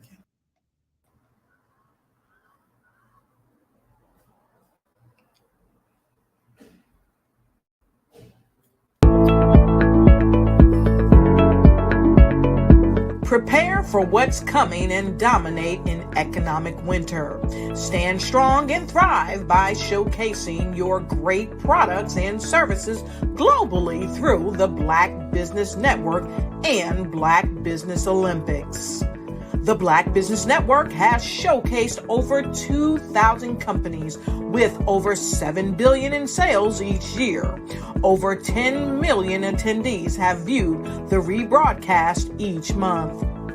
Through the Black Business Olympics, unique styles of business training and mentoring are turning students into business owners and entrepreneurial warriors who will dominate in any economy. Gain the ultimate advantage of the Black Business Olympics, 7 days of unbelievable topics and speakers speaking around the globe. Donate your time and experience to provide expertise and scholarships to students worldwide and change the world. Now, more than ever, new insights, tools, strategies, and capabilities are needed. This is your chance for a major presentation to the world. Fill out the form and join the more than 2,000 speakers who have presented to over 200 countries. Join the Black Business Network streaming live into the metaverse, STEM City, Black Multiverse Enterprises, Hulu, Amazon, YouTube, iHeartRadio, Apple, Facebook, LinkedIn, Pod TV, IBM TV, Spotify, and Google Podcasts. Sign up today. Spaces are limited, and we will see you there.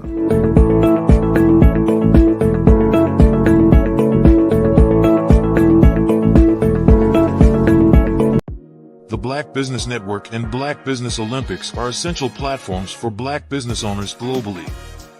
They provide the tools and support you need to succeed in today's competitive marketplace.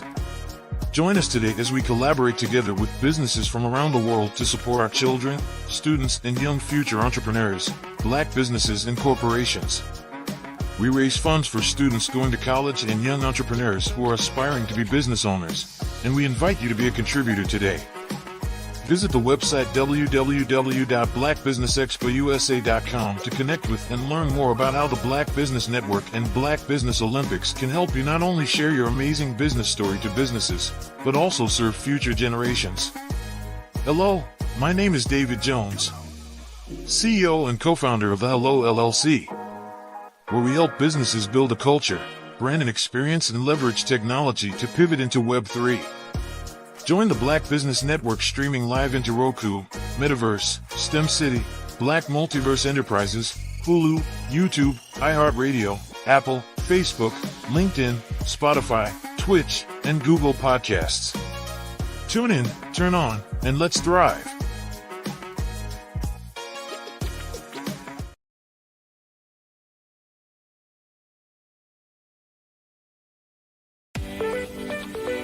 You are in the right place at the right time.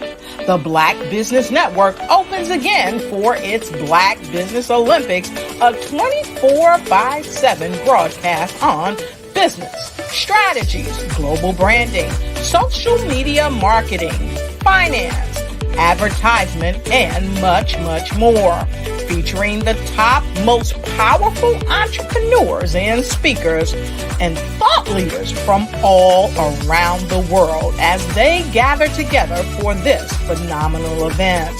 Join the Black Business Network streaming live into the metaverse, STEM City USA, Black Multiverse, Pod TV, Roku, Hulu, iHeartRadio, Apple TV, YouTube, TikTok, Instagram, Google Podcasts, Facebook, LinkedIn, IBM TV, Spotify, and Twitch. Tune in today and be a part of this amazing movement. The Black Business Olympics welcomes you.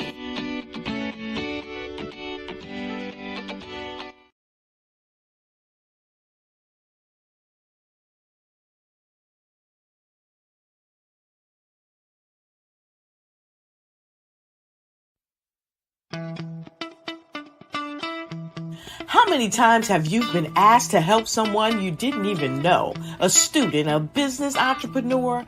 Or did you ever even ask, where did they end up? That business, that friend, that entrepreneur.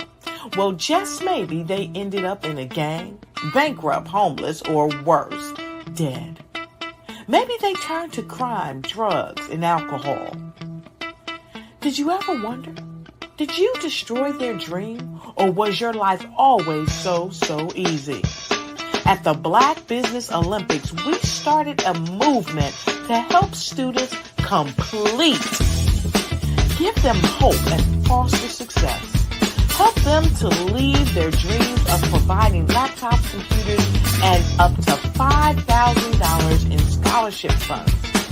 Today, we ask you to help a student, a business owner, or an entrepreneur to realize their dream by sponsoring them, supporting them, and buying from them. Consider this. With $1.6 trillion in our Black community, we only ask for a small donation for our students, our businesses, and our entrepreneurs. And you can change a life today. So I ask you, what are you going to do? Sit on the sideline and watch our students in high school be leaders, miss out on their dreams from lack of resources? Or are you going to donate to the movement and change their future and yours as well? Give us a call today at 919-308-9090. Change their life by investing with action to the Black Business Olympic Fund. The Black Business Olympics, one of the largest business showcases of Black business in the history of the world.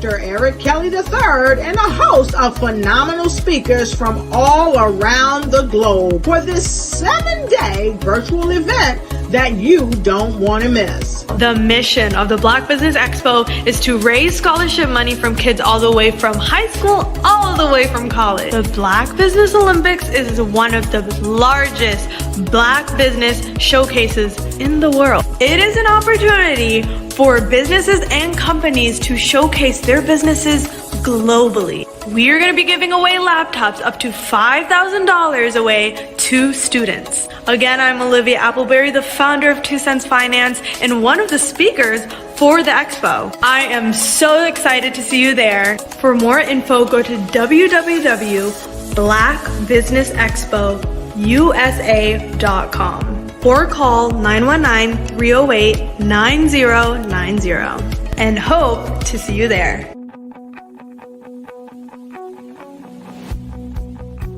I am Black Business. From the moment I wake until the time I sleep. Yes, I am Black Business. I am Black Business. Tell me, are you Black Business? I am Black Business. Do you support Black businesses? Listen, I support Black business because I am Black Business. Black Business Expo, one of the largest business showcases in the history of Black business in the world. The world! Sign up today at www.blackbusinessexpousa.com or call 919-308-9090. I am Black Business. I am Black Business. From the moment I wake until the time I sleep, I am Black Business. I am Black Business. Are you Black Business? I am Black Business. Do you support Black businesses? I support Black business because I am Black business. Black Business Expo, one of the largest business showcases in the history of Black America in North Carolina. Sign up today at www.blackbusinessexpousa.com or call 919-380-9090. I am Black Business. I am Black Business. From the moment I wake until the time I sleep, I am Black Business. I am Black Business. Are you Black Business? I am Black Business. Do you support Black businesses? I support Black business because I am Black business. Black Business Expo, one of the largest business showcases in the history of Black America in North Carolina. Sign up today at www.blackbusinessexpousa.com or call 919-380-9090. I am Black Business. I am Black Business. From the moment I wake until the time I sleep, I am Black Business. I am Black Business. Are you Black Business? I am Black Business. Do you support Black businesses? I support Black business because I am Black business.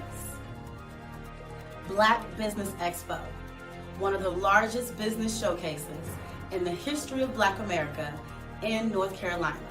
Sign up today at www.blackbusinessexpousa.com or call 919-380-9090. I am Black Business. I am Black Business.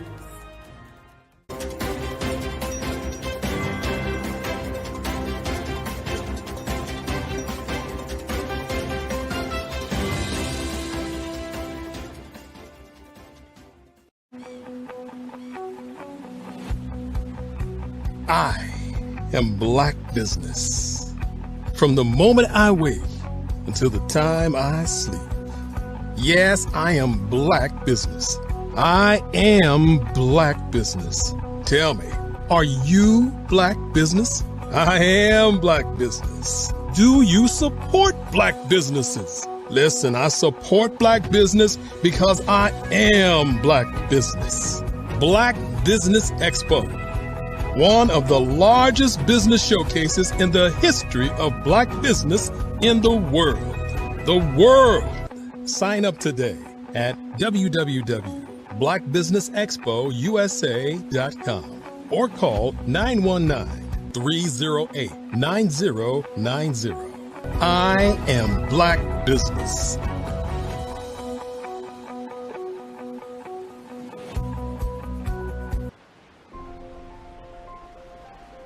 What if you could build your own city? A place where every child can find nurturing people to help them achieve their full potential. A place where every adult can access job training support, where health education is abundant, where social justice ruled the land. A place without limitations. Welcome. You have arrived at STEM City USA. It is what every city should be. A safe and trusted community where you find people and resources to help you become everything you are and beyond. STEM City is unlike anything you have ever experienced. It is a digital twin of the world around you, only better. STEM City is about energy and soul renewal. It is more than a digital world. You can almost feel the power of live cultural events, music, and theater.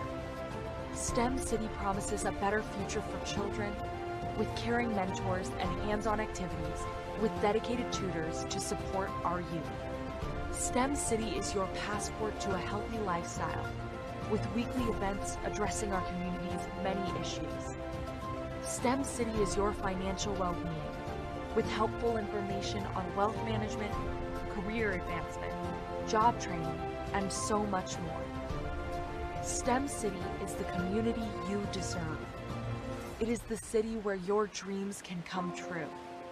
STEM City USA, a place in the sky that is accessible to all who reach for the stars.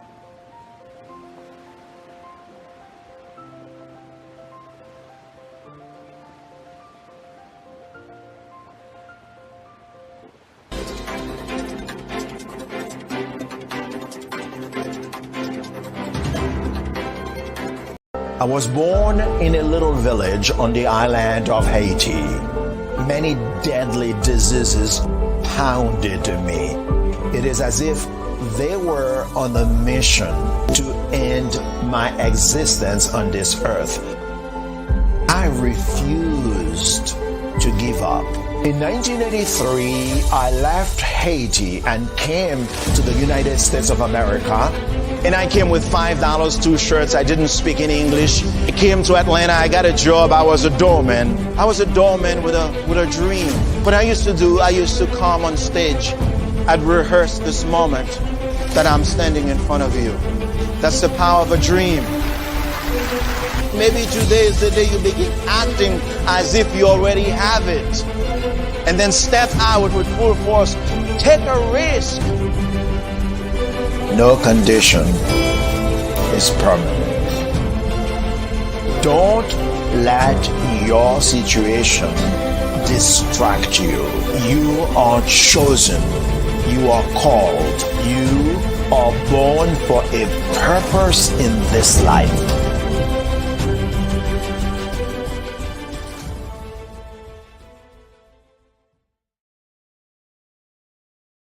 Phenomenal Tanya T. Wise, who is here from the great state of Maryland. Tanya, welcome and thank you for being with us today. Can you indulge our audience a little bit and tell them just a little bit more about who you are and what it is that you do? Well, I love being able to talk to people and have a magnetic attitude, being able to just show them. So I always like to say, level up is Coach at Tanya T.Y. is here. So can you tell our audience, just give them a teaser about what your presentation will be about? So my philosophy is that we should all be living our dream life.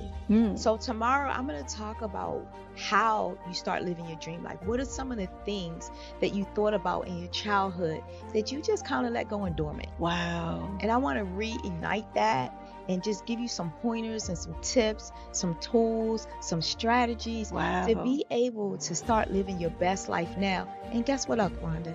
And leave an inheritance for your legacy.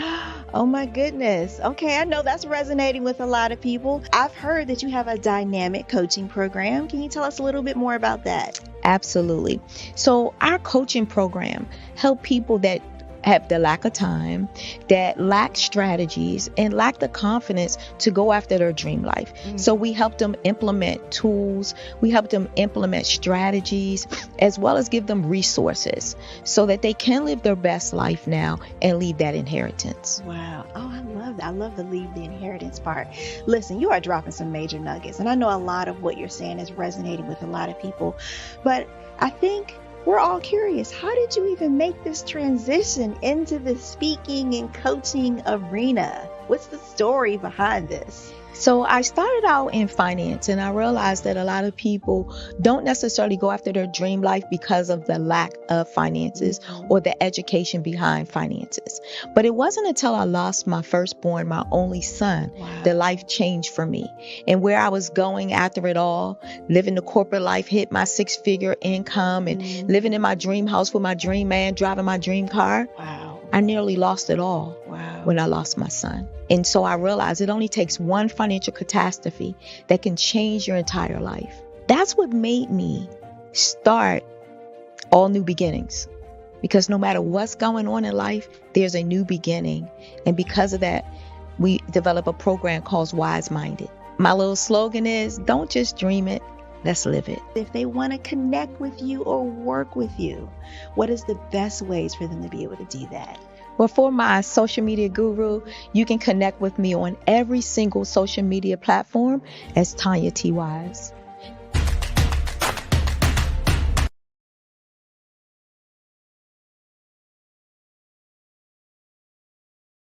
Five-Star BDM, Brand Development Masters, is a professional consulting and advisory group keenly focused on business development services for the small to mid-sized business and entrepreneurs.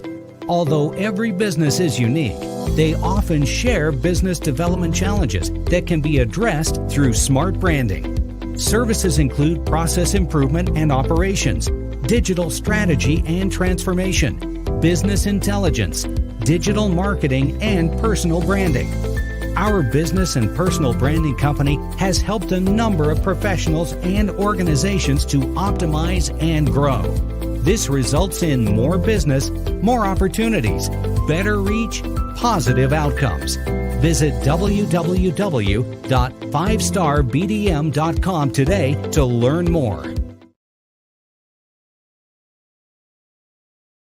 Are you a forward-thinking entrepreneur or business owner? The world is changing faster than ever, and it's time to pivot and adapt to the future. Hello LLC is here to help you do just that. Hello stands for helping enterprises leverage leading-edge optimizations.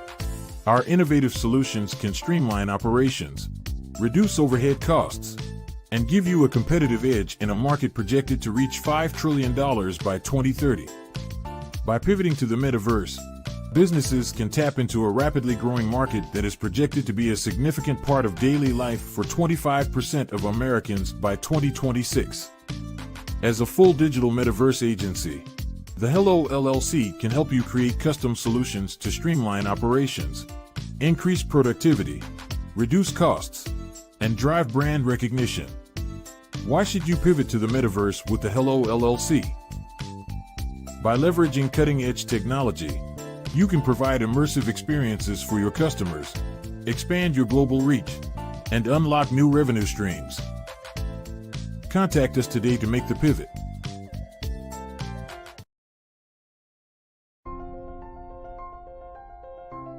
you could build your own city?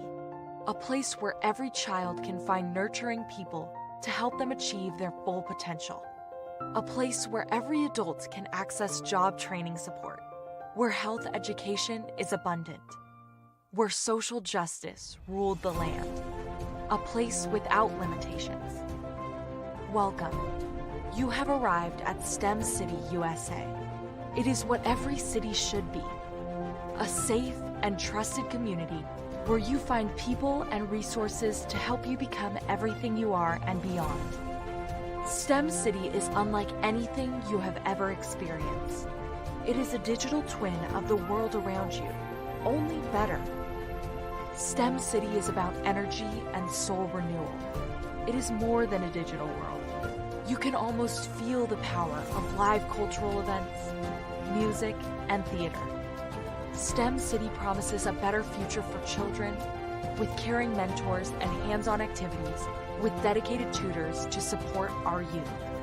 STEM City is your passport to a healthy lifestyle with weekly events addressing our community's many issues. STEM City is your financial well-being with helpful information on wealth management, career advancement, job training, and so much more. STEM City is the community you deserve. It is the city where your dreams can come true. STEM City USA, a place in the sky that is accessible to all who reach for the stars.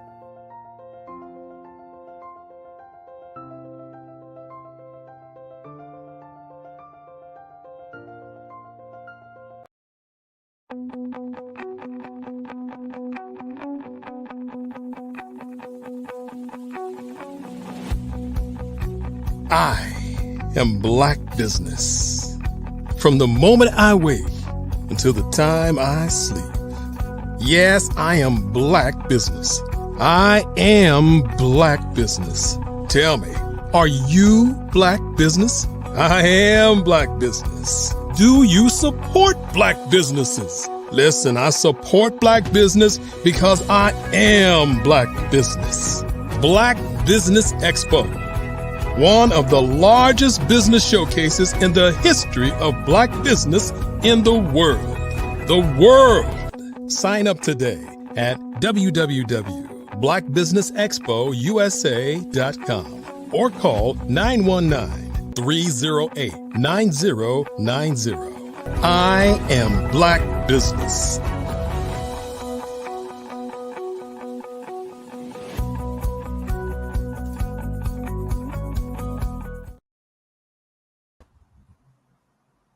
Hello, welcome back. And we've still continued with the show. Good day, business owners, entrepreneurs, thought leaders, and corporations.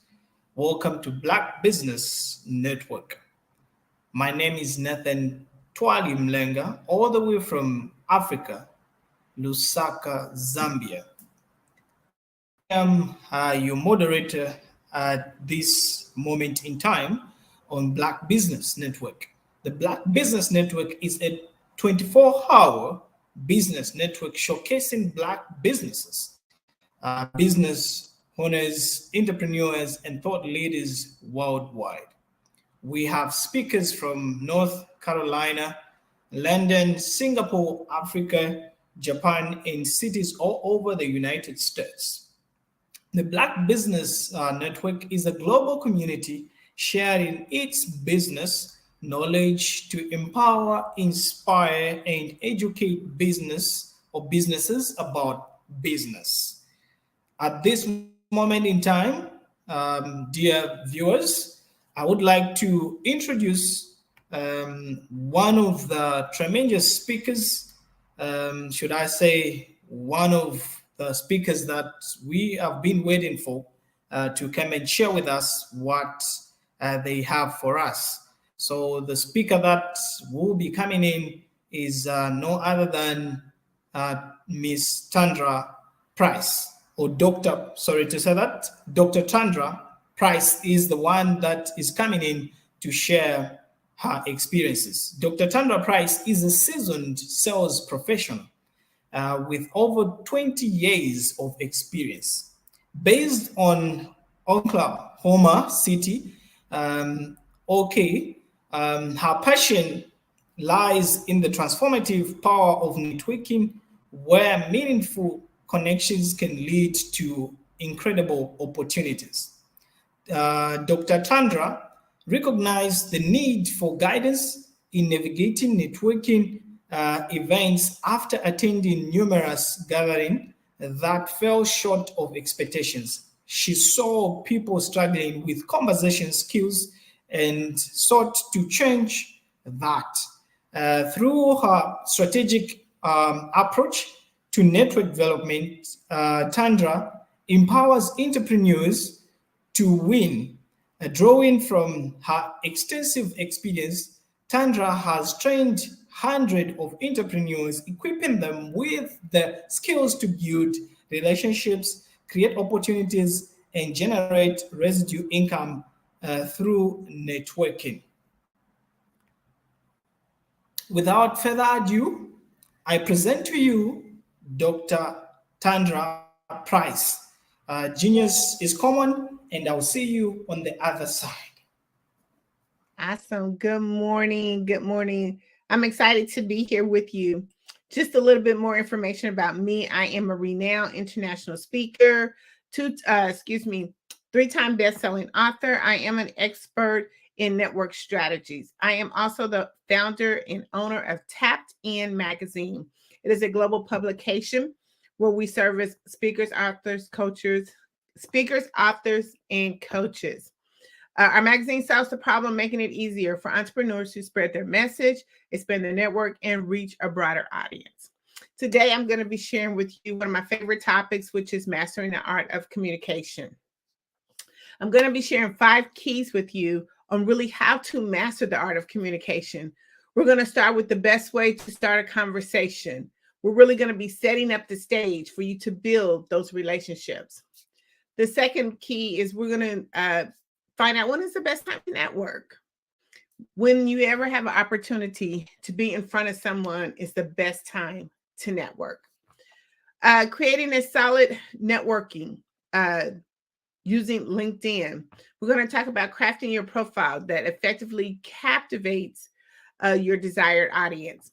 We're going to talk about digital communication, which is the exchange of information, electronic device, and using different type of platforms. And lastly, we're going to be talking about creating an action plan, mapping out precise steps and strategies to accomplish your goal. I like to start with a quote of mine. Networking is an investment in your business. It takes time, and when it's done correctly, you can yield great results for years to come. Networking, we can really be simplified for everyone, whether you're an introvert or extrovert, whether you thrive in networking or you find it challenging to start a conversation. I'm going to be sharing some, again, proven strategies and techniques that will equip you to seamlessly integrate networking into both your business and professional life. I want to start off with sharing some platforms to really optimize effective communications. We use these platforms all the time, and they really help us to be able to send our message out much faster, quicker, and effective. We first platform that we really use a whole lot, which is email, whether it's Google, Outlook, or whatever that may be. You use that as a form of optimizing your communication and being able to reach your audience on a consistent basis. We have Slack. It's another big platform that is used quite often. Microsoft Teams, which is a lot of corporations and companies use that to be able to really integrate and talk within their company. Zoom, which is very popular, where you can be able to host webinars and events and do a lot of one-on-one connections there. Skype, WhatsApp, Google Meets is another good platform that allows you to be able to do that interconnection with really sending your message out and connecting. Facebook Messenger, which we all pretty much use if you have a smartphone or if you don't have a smartphone. But Facebook Messenger is another way to be able to communicate a message when you want to talk to someone directly. Twitter, Streamline, of course, the major thing that we use all the time, which is via our phone via video chat. A lot of times video chats is so important because more times than often people really look at your videos more than content because they want to see that interaction with you. Team chat is another good popular platform that really optimizes effective communication because it allows you to, again, to be in a setting to where you can talk amongst your team. LinkedIn is a huge platform that you can really optimize to be able to generate leads and talk with customers, and Instagram. All of those platforms have a way of really making a communication go out faster and effectively. The first thing we want to talk about is really how do we initiate conversation? I'm going to share some effective approaches with you. Some of these approaches that, we do on a daily basis that sometimes we really don't know that we're doing them, but there's really an effective approach when we're actually trying to connect with our prospect. The first one is we're going to talk about introduction. Introduction is really just merely introducing yourself to the prospect. And when you do this, it kind of gives you another connection for that person to interact with you. Normally when you say hello, it gets an immediate response as hello. And also it kind of helps you to start building that relationship up. When you're in a business setting, whether you're at a conference or a networking event, we normally kind of seal that introduction with a firm handshake as more of a business handshake. The second way of effective approach is asking a question. A lot of times when we're trying to start a conversation, we like, how do we really get this conversation going? You can just simply ask a question. A question will prompt an immediate response.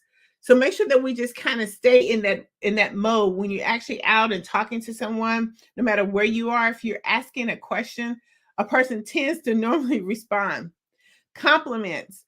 Giving a person a genuine compliment is one of the best ways to initiate a conversation because you're looking at something that you have in common or something that you like about that person, something that that person would love to talk about. We all love to talk about ourselves. Doing a compliment is the best way to get the conversation going. Ask for advice or an opinion. People love to be helpful and to give their advice and to give their opinion.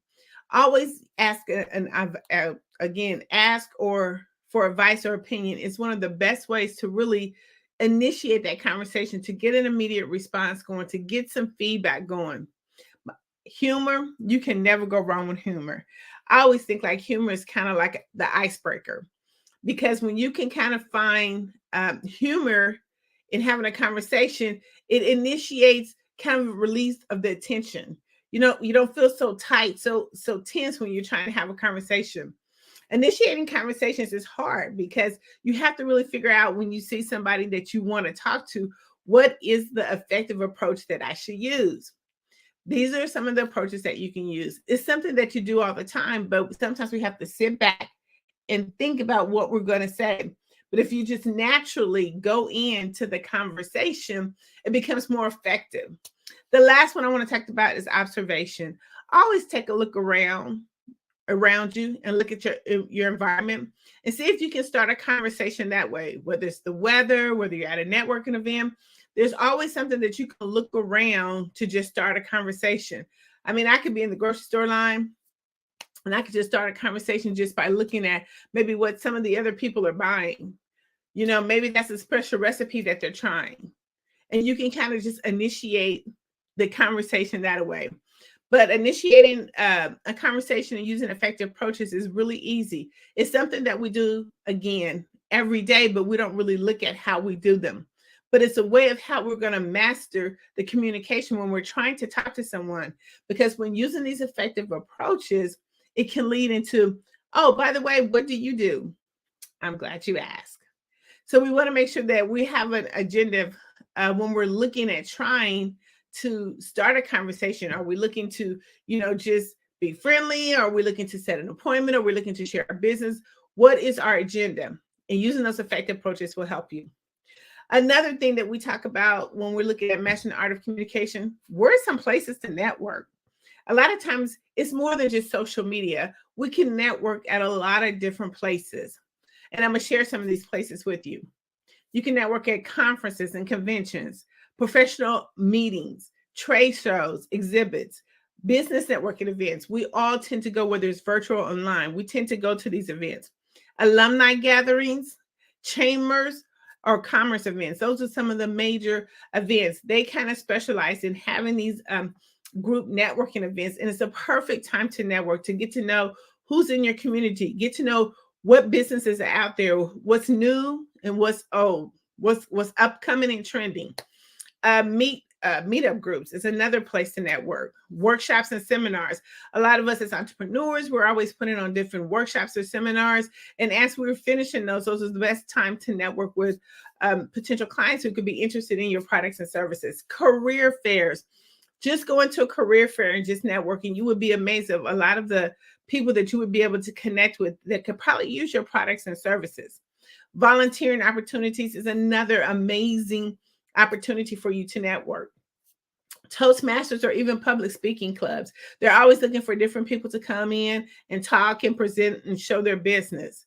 Social clubs and recreational groups. If you have a special trade or something, you could be able to go to any type of recreational group and ask them to be a speaker to present your products and services. Online networking platforms is a huge opportunity to network. Community events and festivals and charities, fundraisers and galas. Galas.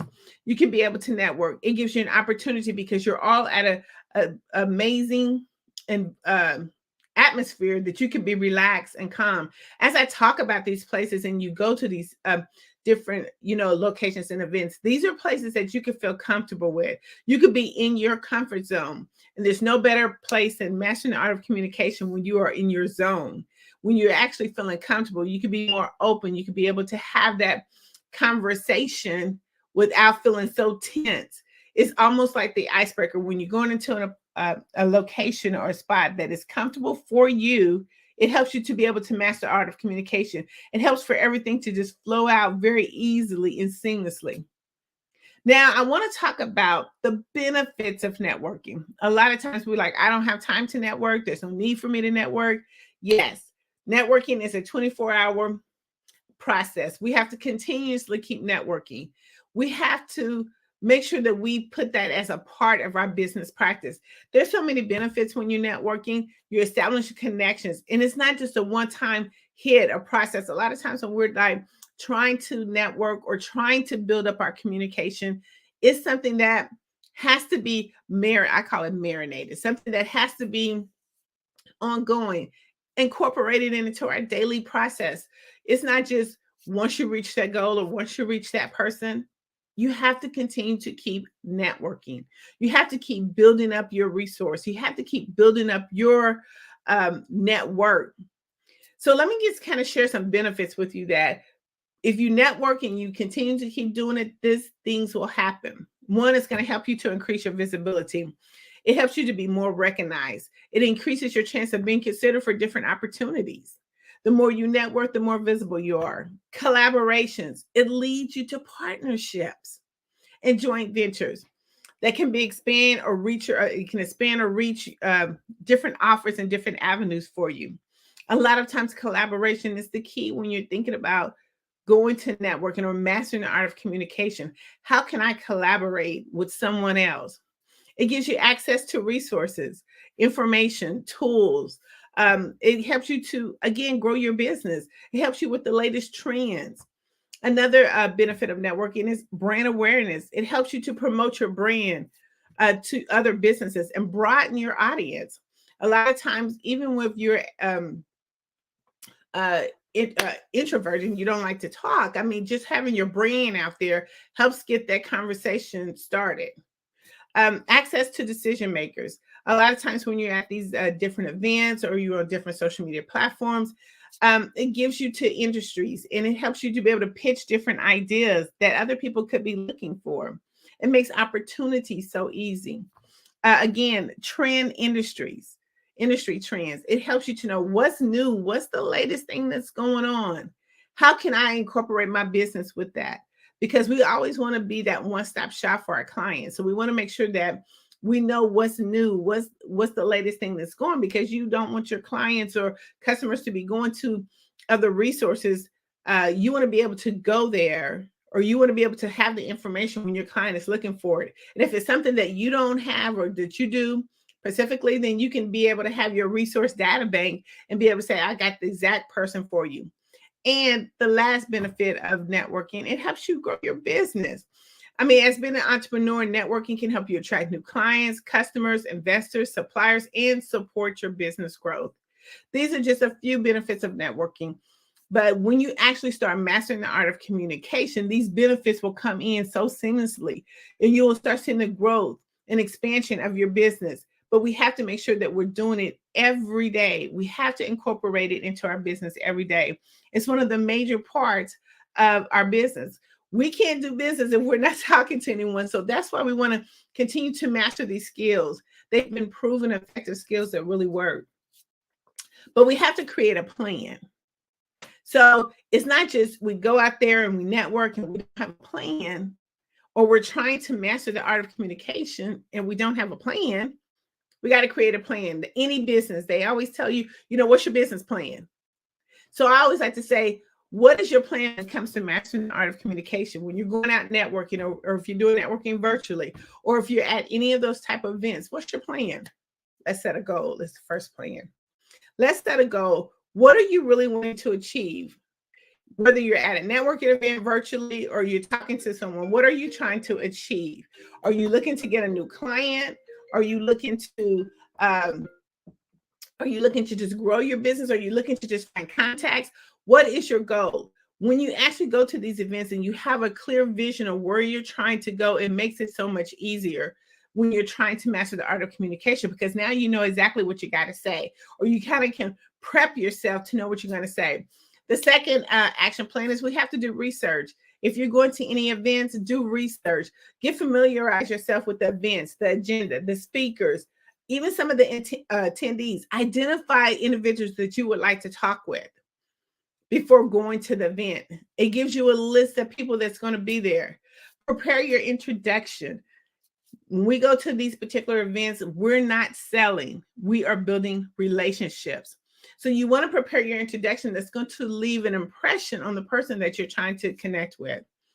And I know a lot of times we go and we want to be able to pass out our information, but they're more looking at an environment of where they can gather resources.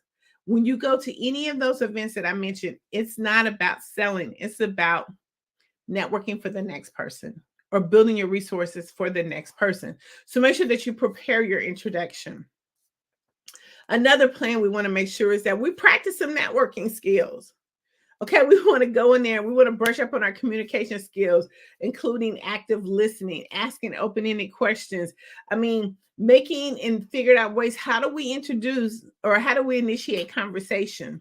A lot of times I like to kind of role play before I go, whether if I'm driving or if I'm going to a virtual event, I kind of sit and think about what I want to say because I've done my research and I kind of know what the vibe of the conversation or the networking event is going to be at. So now I'm trying to practice these skills so I can come out very fluently to the person that I'm trying to connect with.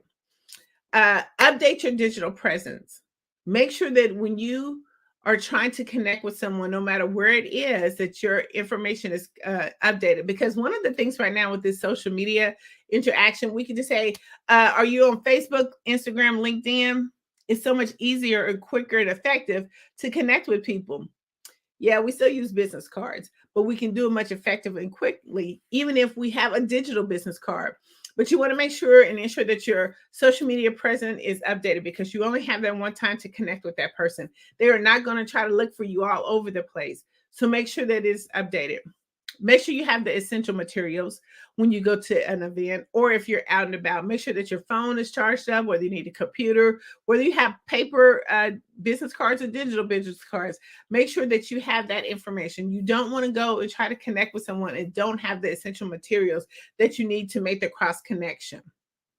Also, the next thing we want to talk about is connecting with, how do you connect? I mean, do you want to go there to make sure that you maximize your time? Connect with at least 5 people. Exchange that information. It is so easy today, again, with social media and our mobile phones. I mean, that is a computer in your hand. Connect with 5 people. Don't leave without connecting with 5 people because you want to be able to maximize the time that you've been there and you don't want your time wasted. So try to connect with 5 people. The last plan that we want to make of action is join the Facebook group. A lot of these events have Facebook groups. And the reason why they have Facebook group is to bring the communities together. This helps you with your research because you can find out who is going to be there. And it helps you connect with 5 people before you even get there. But it also helps you to be able to identify the person who you want to talk with. It's a way of just breaking the ice. It gives you insight and it helps you start building relationships even before the event. So join the Facebook group. And you can kind of start, again, when we talk about connecting with them on social media, you already have that information on how to connect with them on social media. And it makes it so much easier. See, a lot of times when we go to events, we kind of just go for different reasons, but we want to make sure that we have a plan. We got to create a plan. What's the plan? You want to make sure that you're not wasting your time and that you're at the right event. So let's do some research before we get there, and let's create our action plan before we get there. Now, this is my favorite because you know what? They always say the money's in the follow-up. So how do you have a follow-up plan? You went to these networking events or you're out and about and you're connecting with people and you're really trying to master your art of communication. But once you do all that, you have to have a follow-up plan. They say the money, again, is in the follow-up plan. So let me kind of give you a follow-up plan or an action plan that you can implement that's really easy, that's quickly, that's been effective. The first thing you want to do is schedule a meeting. So you have 24 to 48 hours to connect with someone after you have actually met them. And the reason why you only have 24 to 48 hours is because life happens. People will forget about you.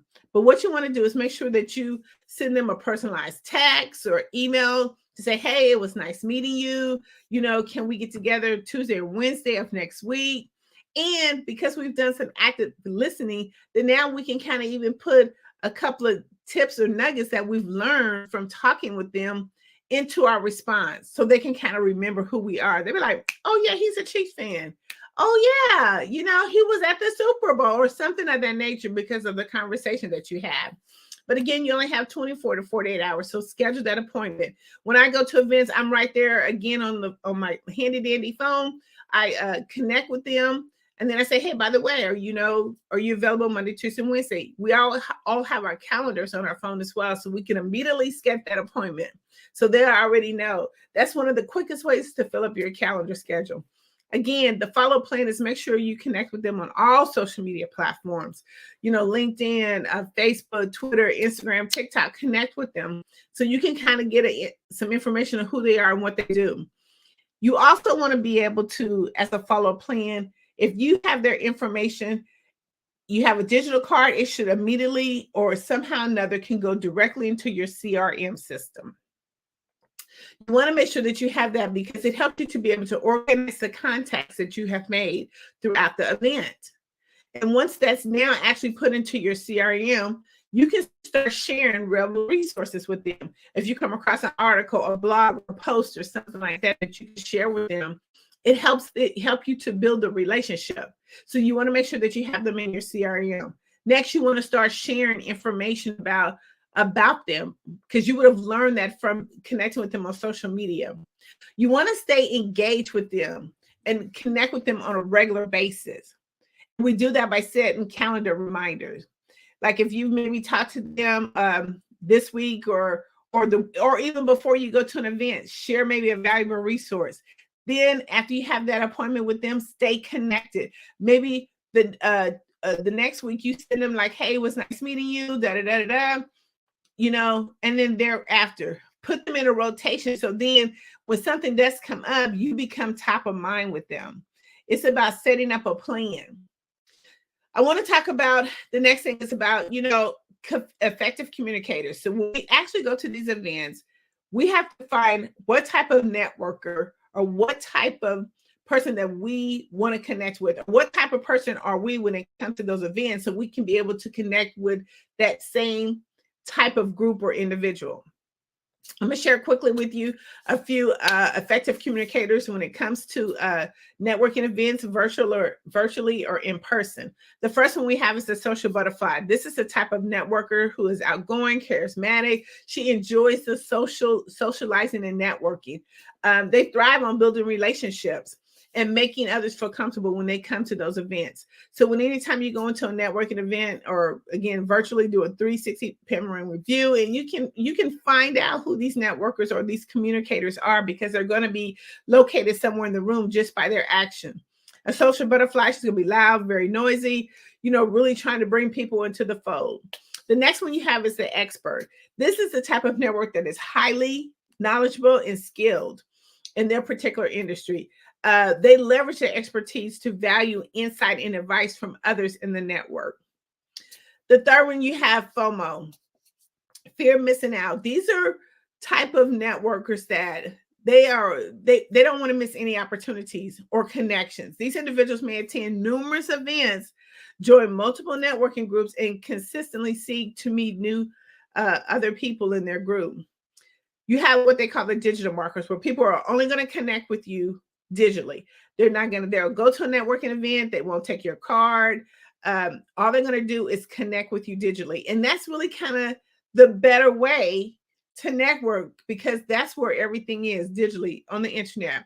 But these are the type of people that will only network with you digitally. We have the buffet eaters, just going to the networking event just to eat, to enjoy the food. They don't want to have no networking time. They only want to be able to eat at the buffet. You have relationship builders.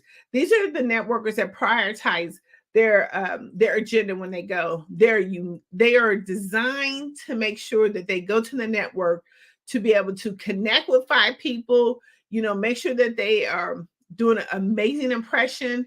They are there trying to build relationships. They know that it's not just a one-stop shop. It is a type of opportunity where they're going to take that relationship and they're going to marinate it.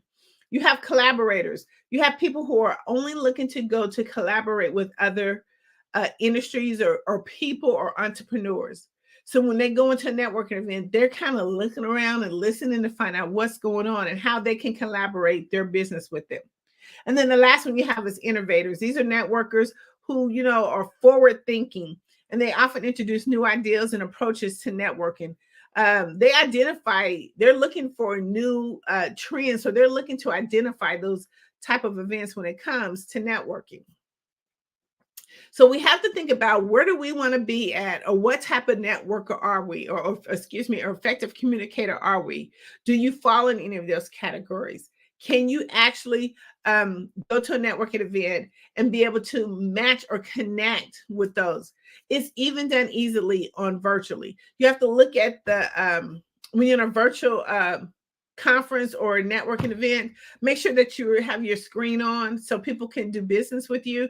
People like to do business with people who they can see.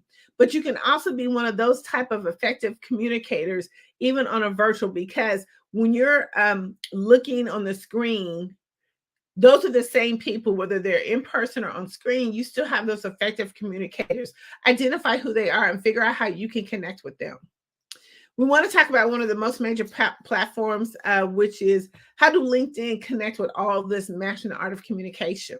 Well, LinkedIn has over 810 billion users that is on the platform, and it's growing constantly, but it's a free platform. It's a free platform where all the decision makers are. You can actually have a personal connection and conversation other than different type of medias. That's why I love LinkedIn, because you can kind of get down to the person who you really want to talk to. But we have to be able to start the conversation effectively and efficiently. How do we do that? LinkedIn is doing so many different changes and updates. We got to start with our profile. The first thing that a prospect looks at is your profile. How can you help them? So you want to make sure that you have an amazing profile picture. You want to make sure that it speaks to who you are, is clear and concise, that you have a picture on there that's friendly, open, that you're open to communication.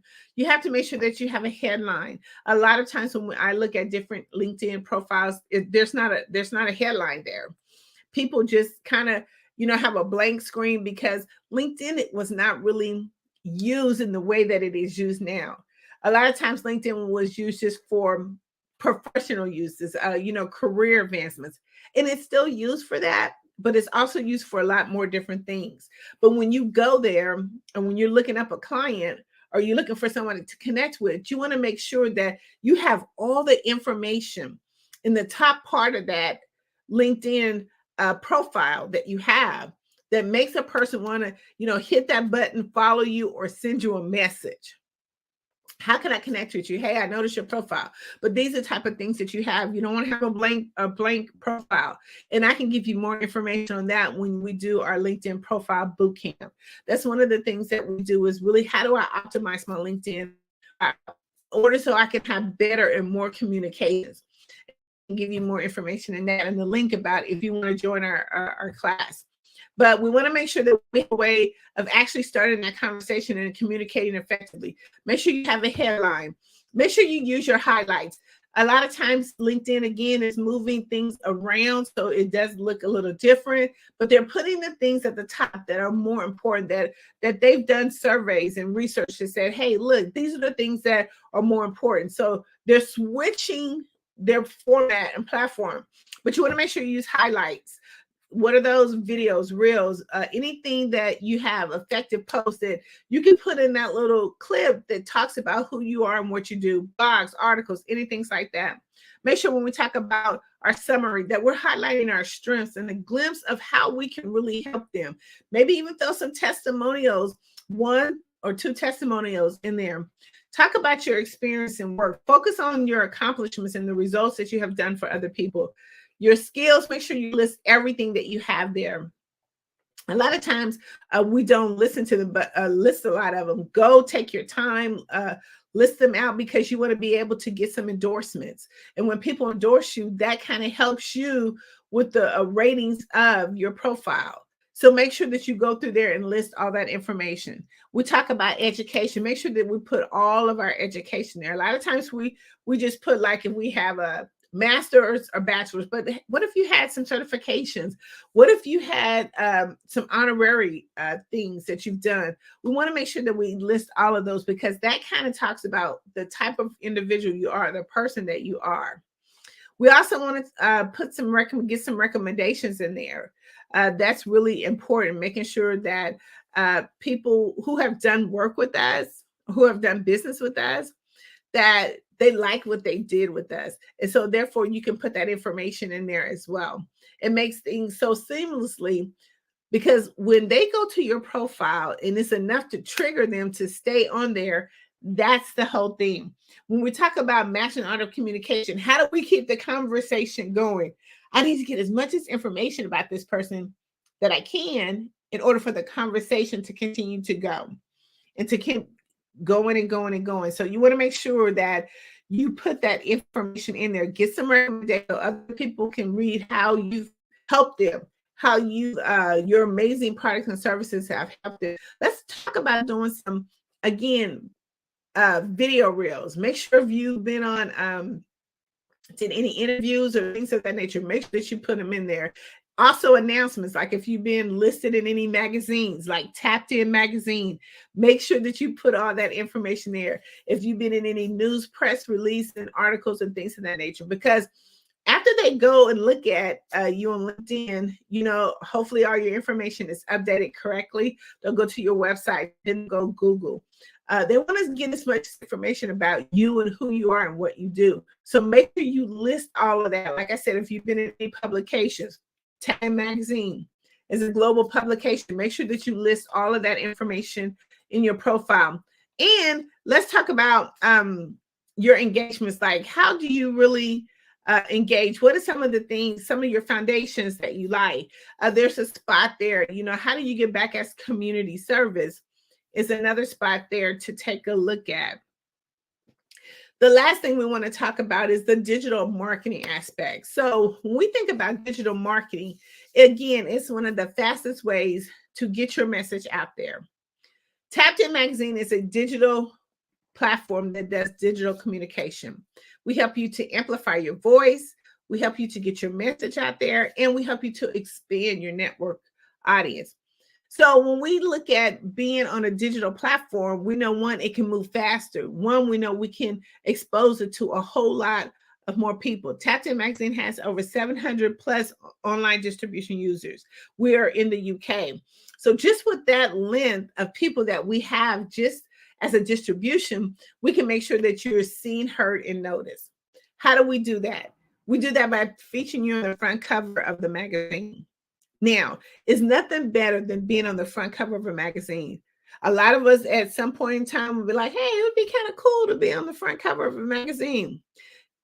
That magazine, not only have you been on the front cover, now becomes a statement, because when you try to connect with other people, or you're trying to go to different meetings and trying to get different contracts, you want to show your credibility. When you hand in the magazine, if you've been on the front cover of a global publication, which is Tapped In magazine, it changes the game. Any publication you put there, it changes the game. See, it not only becomes just a magazine, it becomes a statement. You are letting people know, listen, I've been in Tapped In magazine, I've been in the sports edition of Tapped In magazine, I've been in Forbes, whatever publication that you've been in. It's to show your credibility and your authority in the industry that you're in. Right now, an entrepreneur should be in at least 12 to 14 digital publications throughout the year. That means that you're expanding yourself. That means that you're expanding your audience. Each time you're in a publication, it gives you opportunity to a whole nother audience. 700,000 plus online distribution gives you to a whole nother audience. We were just at the Super Bowl, where we were amongst 343 media outlets. We were able to do a Tapped In magazine publication, and we handed that information directly to the media source. Why? Because it was a new audience. Why would you want to be in the hands of that many publications? Because people are looking for you. And when you can go and be in different type of publications at different times of the year doing different things, it expands you. It opens your audience up to a much bigger and broader audience. If you look at a lot of times back in the day, digital publication wasn't as popular as it is now. We did a lot of print. Tapped In magazine does print as well, because you definitely want to be able to have a table read piece that you can leave. But print was done to where you had to go to the magazine location or to the newsstand and buy a publication. That's how they got it. And they made sure that they put it in different locations, like all over the world. Now, just with a digital of a button, with just a click digital link, it can go faster. You can be the face of so many different industries because of how you actually been able to market and brand yourself. Digital publication is one of the biggest, most popular ways to get your message out. And Tapped In magazine can help you with that. Right now, we do a publication every other month. And one of the things that we're looking at doing right now is for Women History Month. We know that women have changed the game. They've changed the space. They are creating history like no other. Like right now, we have so many women that have been a part of creating history by putting books out there, anthologies out there. They've started businesses. They've incorporated different things. We've come a long way, even from people in our history that have been amazing trailblazers. But now we're doing it today, and we need to be able to leave the footprint for the next generation. You want them to read about you, what your story was. You want them to read about what you did, how you were a transformation to other people. We're laying down the footprint. And one of the things that Tapped In magazine is doing is we're celebrating the queens of influence. So we're looking for amazing women entrepreneurs to be a part of our Women History Month. It's going to be going out at the end of March. You have the deadline of March 15th, but it's an amazing publication. We do one every year, and it's just amazing results that we get from the women being in there. I'm impressed of all the things that women are doing. They're making their stands. They're putting their foot down. It is amazing. And we need to celebrate them. We need to be able to give them the applause for the things that they're doing, from sports to politics to entertainment. It's just amazing. And our young youth that are doing amazing work, becoming Miss Teen USA, Miss, Teens or Miss Americas. We need to be able to celebrate these women because they are the mark of history. So join us for our Women's History Month, and it'll be a digital and print publication. Tapped In Magazine is doing something amazing that's moving the needle. We're moving the movement in 2024, and we want you to be a part of it. So when you think about digital publication, we want you to think about Tapped In Magazine. You can always reach us at tapin magazine.org. It is one of the major, publications that can be found on Google. It can be found on any type of platform. Google us up and look at some of our amazing publications that we've done. We also do publications for speakers, authors, and coaches. If you have a conference or something coming up and you want to be able to amplify those speakers that's in your conference, let people again know this is your conference. We design a publication specifically for your event. We design it, lay it out with you, and we help you to be able to promote that as well, not only to our audience, but to the audience that you are targeting. You want to leave a memorable gift for your audience when they come. Again, it not only becomes a publication, but it becomes a statement. This is what people will remember about your event when you have this amazing, captivating publication that you can leave with them. And it helps to be able to set the tone for your event and for the events to come after that.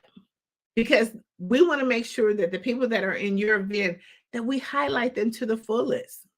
We want to make sure that they are recognized on all different type of platforms. So let's think about, when we think about digital publication, that we're thinking on those lines. Let's expand. How do I go further? It's almost like a race. Mastering the art of communication and digital platform, it's almost like it's a sport. It's a contact sport. The more times you get, the more times you connect with your component, the more times and opportunities that you have to win. I guess I'm trying to use this analogy kind of good, but it is a contact sport. We have to connect and contact with our components in order to grow and to be in the winning space. So the more that you have an opportunity to connect, to make a contact, then the more opportunities that you have to grow your business. And we want to make sure that we expand that, because when we get good and when we get great, guess what? More people want to see us. More people will be like, okay, just think about that. I mean, when you look at in the sports industry and we think about the same way as mastering art of communication, when they became great, when they became exceptional, then guess what? And when people saw them, the more they kept putting themselves out there, then guess what?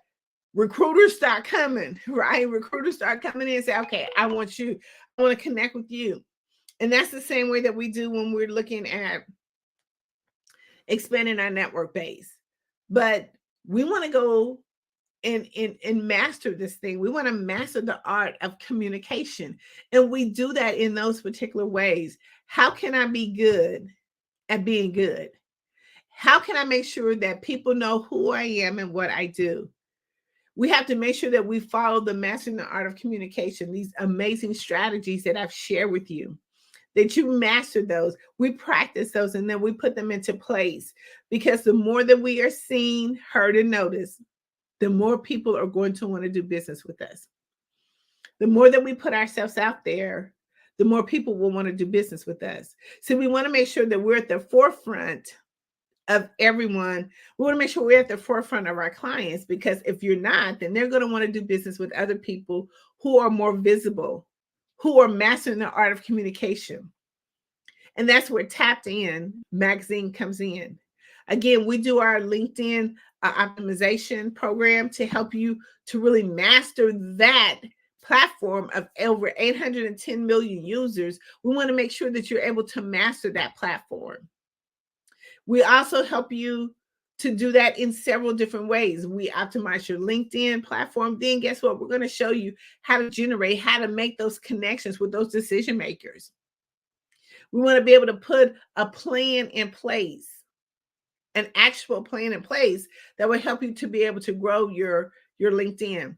We went from helping clients, who had maybe 200 followers to now they have over 5,000 followers, just with our simple method of being a part of our LinkedIn bootcamp. We want to make sure that we really optimize that in an amazing way that really highlights who you are and what you do and how you can help them. And then we follow that with a digital plan.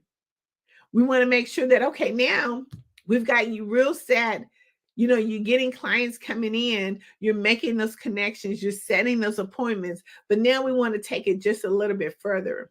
We want to make sure that just not only these 810 million users see you, but we want to make sure that your audience is still moving further, reaching other demographics, reaching a more, diverse audience. And we do that through our publication. Again, we have over 700 plus online distribution users, and we are in different locations. Again, we were at the Super Bowl of Media Week, had amazing opportunity to put your information right in the hands of over 343 media outlets. That's huge. We become your PR. We become your marketing agent to help you to be able to reach your goal. Just like here on the Black Business Olympics, it is something that is where you're reaching thousands and thousands of people through this publication. This is online. This is digital. You'll be able to showcase your business to a broader audience who are looking for you. They're looking for you. So we want to make sure that we're utilizing all of our resources that we have in order to be able to maximize what we're doing. We look at every opportunity that we can to be able to master the art of communication. To master the art of communication. Again, go to tapinmagazine.org to get all the information and to even set an appointment with me. Hi, Dr. Tendra. How are you?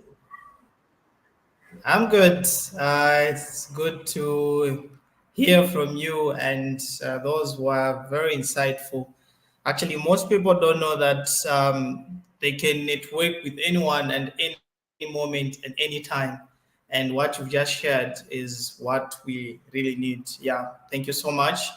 Otherwise, if I had questions, I was going to ask you questions, but okay. All I can say just thank you and thank you for coming. You're welcome. Unless you have questions for me. No, we're good. Listen, Genius is coming and we'll see you on the other side. Yeah, thank you. Thank you so much. That was Dr. Tendra, who was speaking on how to network and the issues to do with sales. Otherwise, we would like to thank our sponsors who's been sponsoring this particular platform, Black Business Expo or Black Business Network. The Black Business Expo's mission is to raise funds for high school seniors going to college or K2 entrepreneurs. This expo is a fundraiser for students. You may go to www.blackbusinessexpousa.com to donate to the scholarship fund, or use the cash app that's on the screen below and say $BBX USA. Our goal is to give laptops and up to $5,000 to 10 students can register, and students can register online at www.blackbusinessexpousa.com. Every dollar counts, so we want to remind you to donate to the scholarship fund. We want to thank our Black Business Expo USA sponsors for February 2024.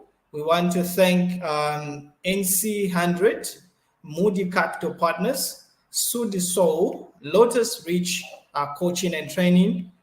Carolina, Virginia, Minority Supply Development Council, Step Management, BH and Associates, Maggie McLean Foundation, Genius is Common Earth Essentials, Marlene Chan Global, Executive Women's Success Institute, the Quality Coaching Company, Superwoman Business Services, Creative Force Studios, Lee Entertainment, Artist App Design, Black Business Expo USA. Just remember, as I'm speaking from the studio in Lusaka, when genius is common, and I will see you on the other side.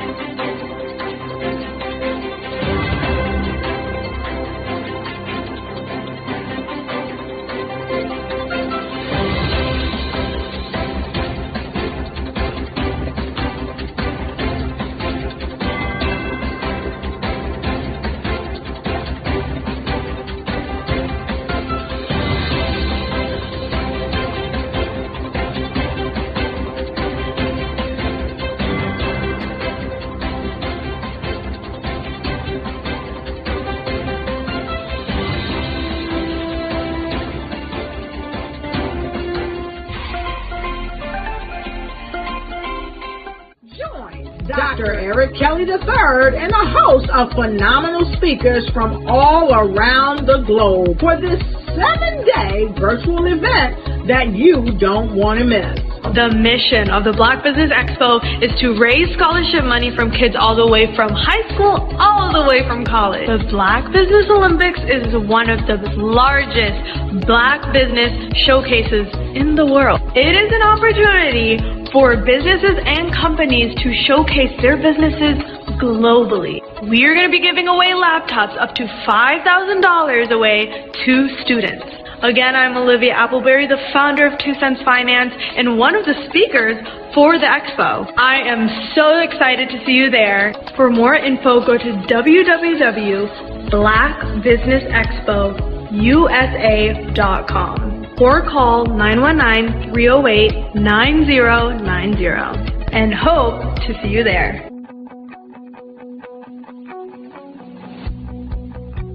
I am Black Business.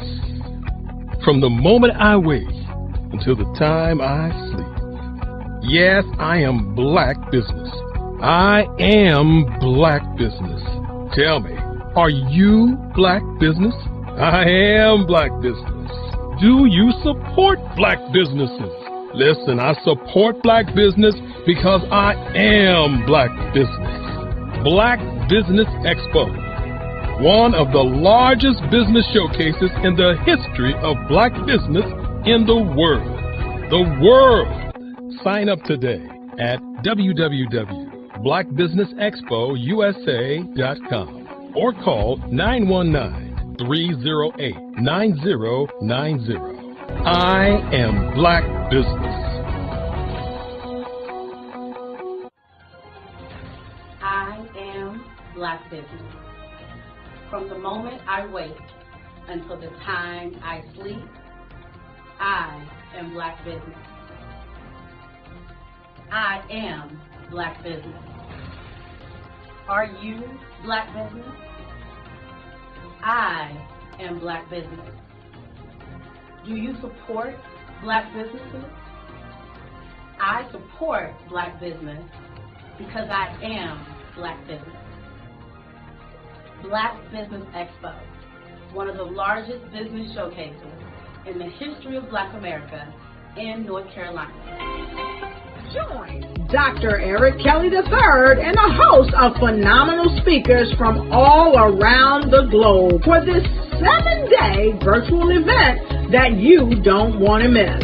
The mission of the Black Business Expo is to raise scholarship money from kids all the way from high school, all the way from college. The Black Business Olympics is one of the largest Black business showcases in the world. It is an opportunity for businesses and companies to showcase their businesses globally. We are going to be giving away laptops up to $5,000 away to students.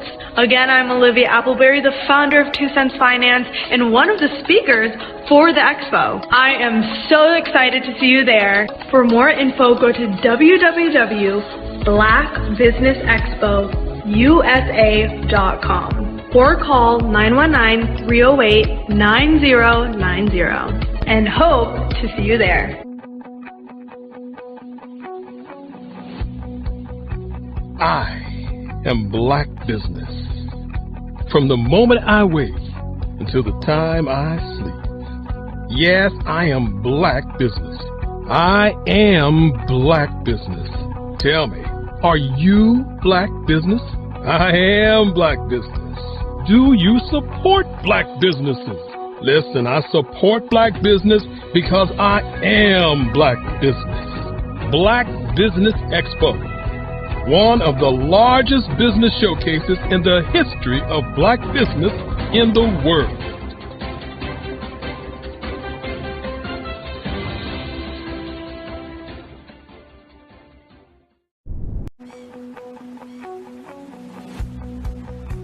I am Black Business. From the moment I wake until the time I sleep. Yes, I am Black Business. I am Black Business. Tell me, are you Black Business? I am Black Business. Do you support Black businesses? Listen, I support Black business because I am Black Business.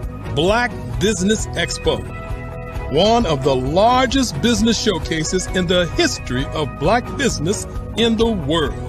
The world. Sign up today at www.blackbusinessexpousa.com or call 919-308-9090. I am Black Business.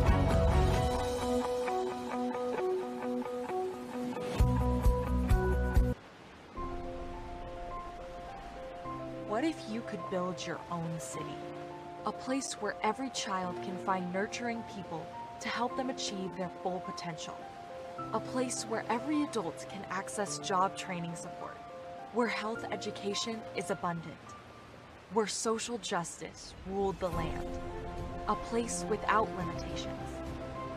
Welcome. You have arrived at STEM City USA. It is what every city should be. A safe and trusted community where you find people and resources to help you become everything you are and beyond. STEM City is unlike anything you have ever experienced. It is a digital twin of the world around you, only better.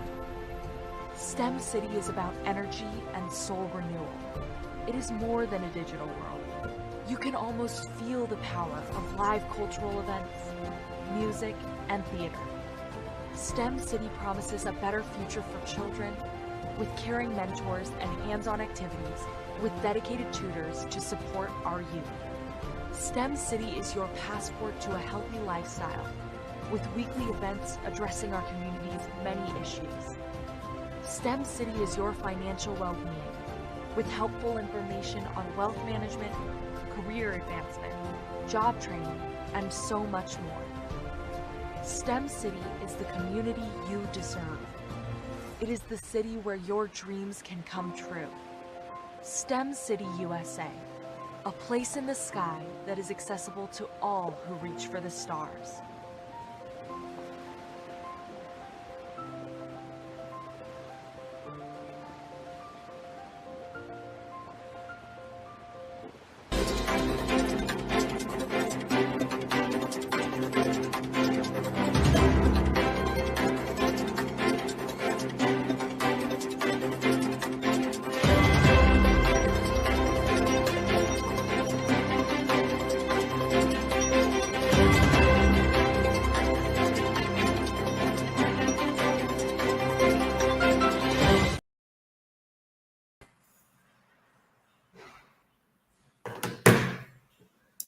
Hello, welcome back as we continue the program. Good day, ladies and gentlemen. Good day to you, our viewers, and thank you for being with us up to this time. Business owners, entrepreneurs, thought leaders, and corporations. Welcome to Black Business Network. My name is Nathan T. Mlenga, all the way from the studios of Lusaka, Zambia, Africa. I am your business moderator for this day on the Black Business Network. The Black Business Network is a 24-hour business network showcasing Black business owners, entrepreneurs, and thought leaders worldwide. We have speakers from North Carolina, London, Singapore, Africa, Japan, and cities all over the United States. The Black Business Network is a global community sharing its business knowledge to empower, inspire, and educate businesses about business. Our next speaker who's going to speak in the next 40 minutes is no other than Grant McGuire. Grant McGuire and isn't just a brand, but is building a better world as CEO of 5-Star BDM. So you can find that if you just Google 5starbdm.com. He empowers individuals and businesses to craft online identities that attract opportunities, command respect, and leave legacies that real in impact. His flagship podcast, Follow the Brand, consistently nerds top spots, has awarded a top 10 podcast by FeedSpot and New World Report this year. Thanks to a top 10 podcast by Fit10 and New World Report, which is this year, as I already stated. Thanks to Grant's talent for extracting actionable insights and inspiration from industry leaders. But Grant's influence extends far beyond the microphone, where we normally see him. Is a fervent advocate for diversity and inclusion in healthcare, earning the prestigious Personal Brand Development Award 2023 from New World Report for his tireless efforts to close disparities and amplify underserved voices. When he's not championing healthcare equality, you will find Grant mentoring young leaders, inspiring audiences at conferences, or casting a line in the vibrant waters of Miami. Grant's infectious enthusiasm, unwavering integrity, and genius desire to make a positive ripple are woven into everything he does. Is a living testimony to the power of personal branding, not just for personal success, but for creating a world where everyone can thrive. Ladies and gentlemen, without further ado, I present to you Grant. Just remember, when genius is common, and I'll see you on the other side. Thank you, Nathan. That was wonderful. Thank you for bringing me up all the way from Zambia, Africa. Wow, that's a privilege. I know it must be a little late for you. I would figure in that area of the world. Yeah. It's 6 actually. Wonderful. Well, let us get started. We're going to have a candid conversation. And I want to say good afternoon, good morning, good evening to all my fellow visionaries and entrepreneurs. And I'm here today as the voice behind the Follow Brand podcast and TV series, where I have the privilege of chronicling exciting journeys within our industry and within the diaspora of Africa and Black people across the world. So today I am very happy to unravel a story that's not just inspiring, but a testament to the power of strategic partnerships and business development. I would detail the pivotal changes that an innovative tech solutions company took by using services from 5-Star BDM. Now, I want you to imagine, if you will, a team of brilliant minds, nestled right in the heart of Silicon Valley, California.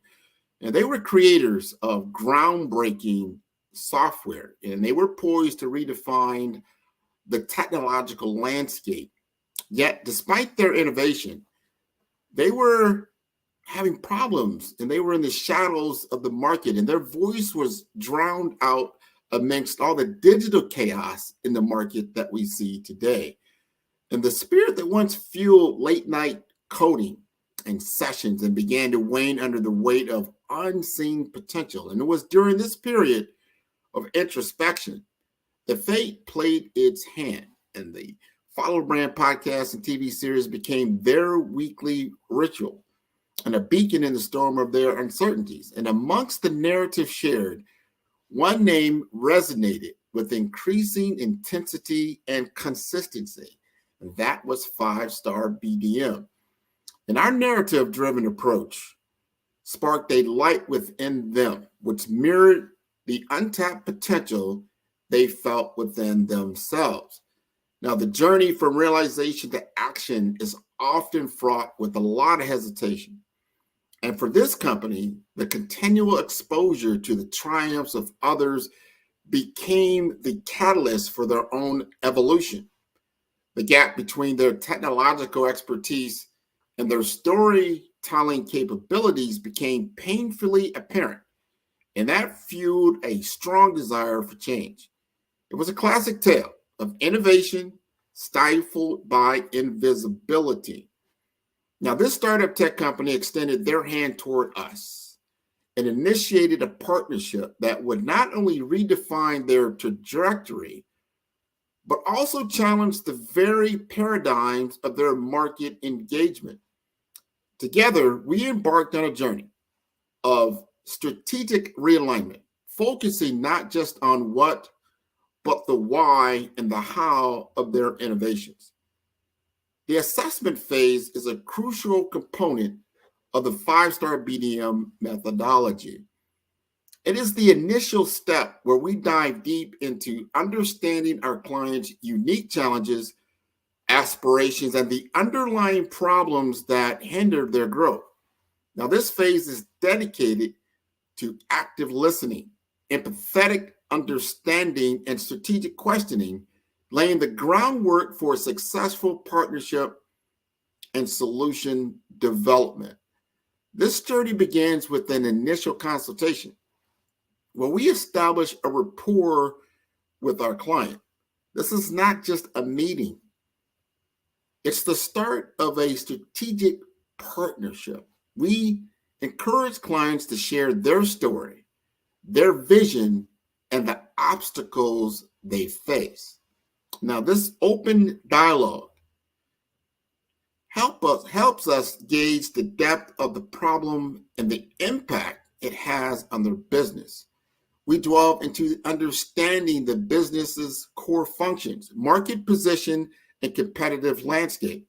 And this includes reviewing their business model, the customer base that they have, the product or service they offer, and the market differentiation.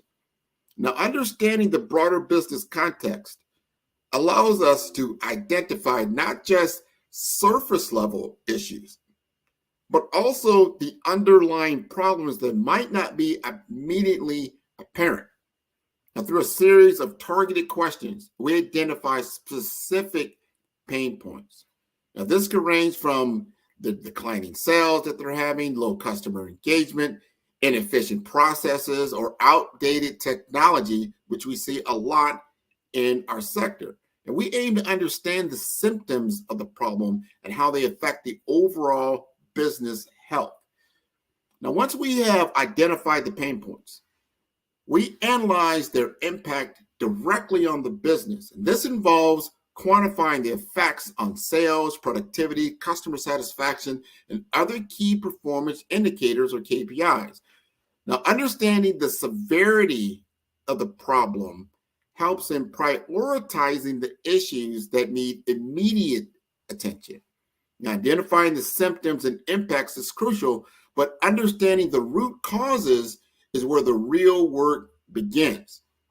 Now, we explore the internal and external factors contributing to this problem, and whether they be strategic misalignments, market changes, or operational inefficiencies, this helps us deep dive into crafting a solution that not just are just band-aids, but they are aimed at addressing the core issues. We arm ourselves with a comprehensive understanding, and we work collaboratively with our client to define the problem clearly. This shared understanding ensures that we are aligned on what needs to be solved and why it matters. It transforms the problem from being a client's issue into a mutual challenge that we are committed to solving together. With the problem clearly defined, we set the stage for the next phase of the journey, and that's developing a tailored solution. Now, this involves outlining the goals, expectations, and the roadmap for addressing the identified challenges. Now, this assessment phase is more than just the first step. It's the foundation of the entire 5-star BDM process. By thoroughly understanding the problem, its impacts, and its causes, we ensure that the solutions we develop are not just effective, but transformative. This phase sets the tone for a collaborative, transparent, and results-oriented partnership, paving the way for sustainable growth and success for our clients. Now, this phase is not just about identifying problems, but about engaging in a collaborative discovery process grounded in the principles of permission marketing as introduced by Seth Godin. Now, integrating permission marketing as 5-star BDM, we embark on an assessment phase that the team will adopt a tailored approach deeply rooted in the ethos of permission marketing. And instead of bombarding my client with unsolicited advice or generic solutions, we seek explicit consent to explore and diagnose the underlying issues. This is achieved through a series of strategic engagements, building trust and enduring and ensuring the communications are both anticipated and relevant. The assessment continues with an in-depth discovery session. However, true to the tenets of permission marketing, this session is only scheduled after my client has indicated a clear interest in exploring potential solutions, perhaps prompted by their engagement in the podcast series itself. They've seen our work in progress. This initial conversation serves as a platform for my client to articulate its challenges, aspirations, and the barriers without the pressure of a sales pitch. Following the discovery session, 5-star BDM designs a customized survey tailored specifically to the nuances of my client's situation. The survey, distributed to key stakeholders within the company, seeks to gather detailed insights into their operational, marketing, and technological challenges. By seeking permission to send and analyze this survey, 5-star BDM demonstrates respect for my client's time and perspective, ensuring that the process remains collaborative and consent-based. Leveraging the insights from the initial sessions and surveys, 5-star BDM hosts a series of problem identification workshops. Attendance is voluntary, emphasizing the permission-based approach. These workshops encourage active participation from my client's team, fostering a sense of ownership and mutual discovery. The workshops are designed to be interactive, allowing for a deep dive into a specific issue while maintaining an atmosphere of trust and openness. With the collected information, 5-Star BDM prepares a comprehensive presentation highlighting the identified problems, their implications, and potential pathways forward. This presentation is not a generic sales pitch, but a customized reflection of my client's situation, developed and delivered with my client's explicit consent. Now, this ensures that the proposed solutions are directly aligned with the client's needs and goals, reinforcing the value of the permission-based approach.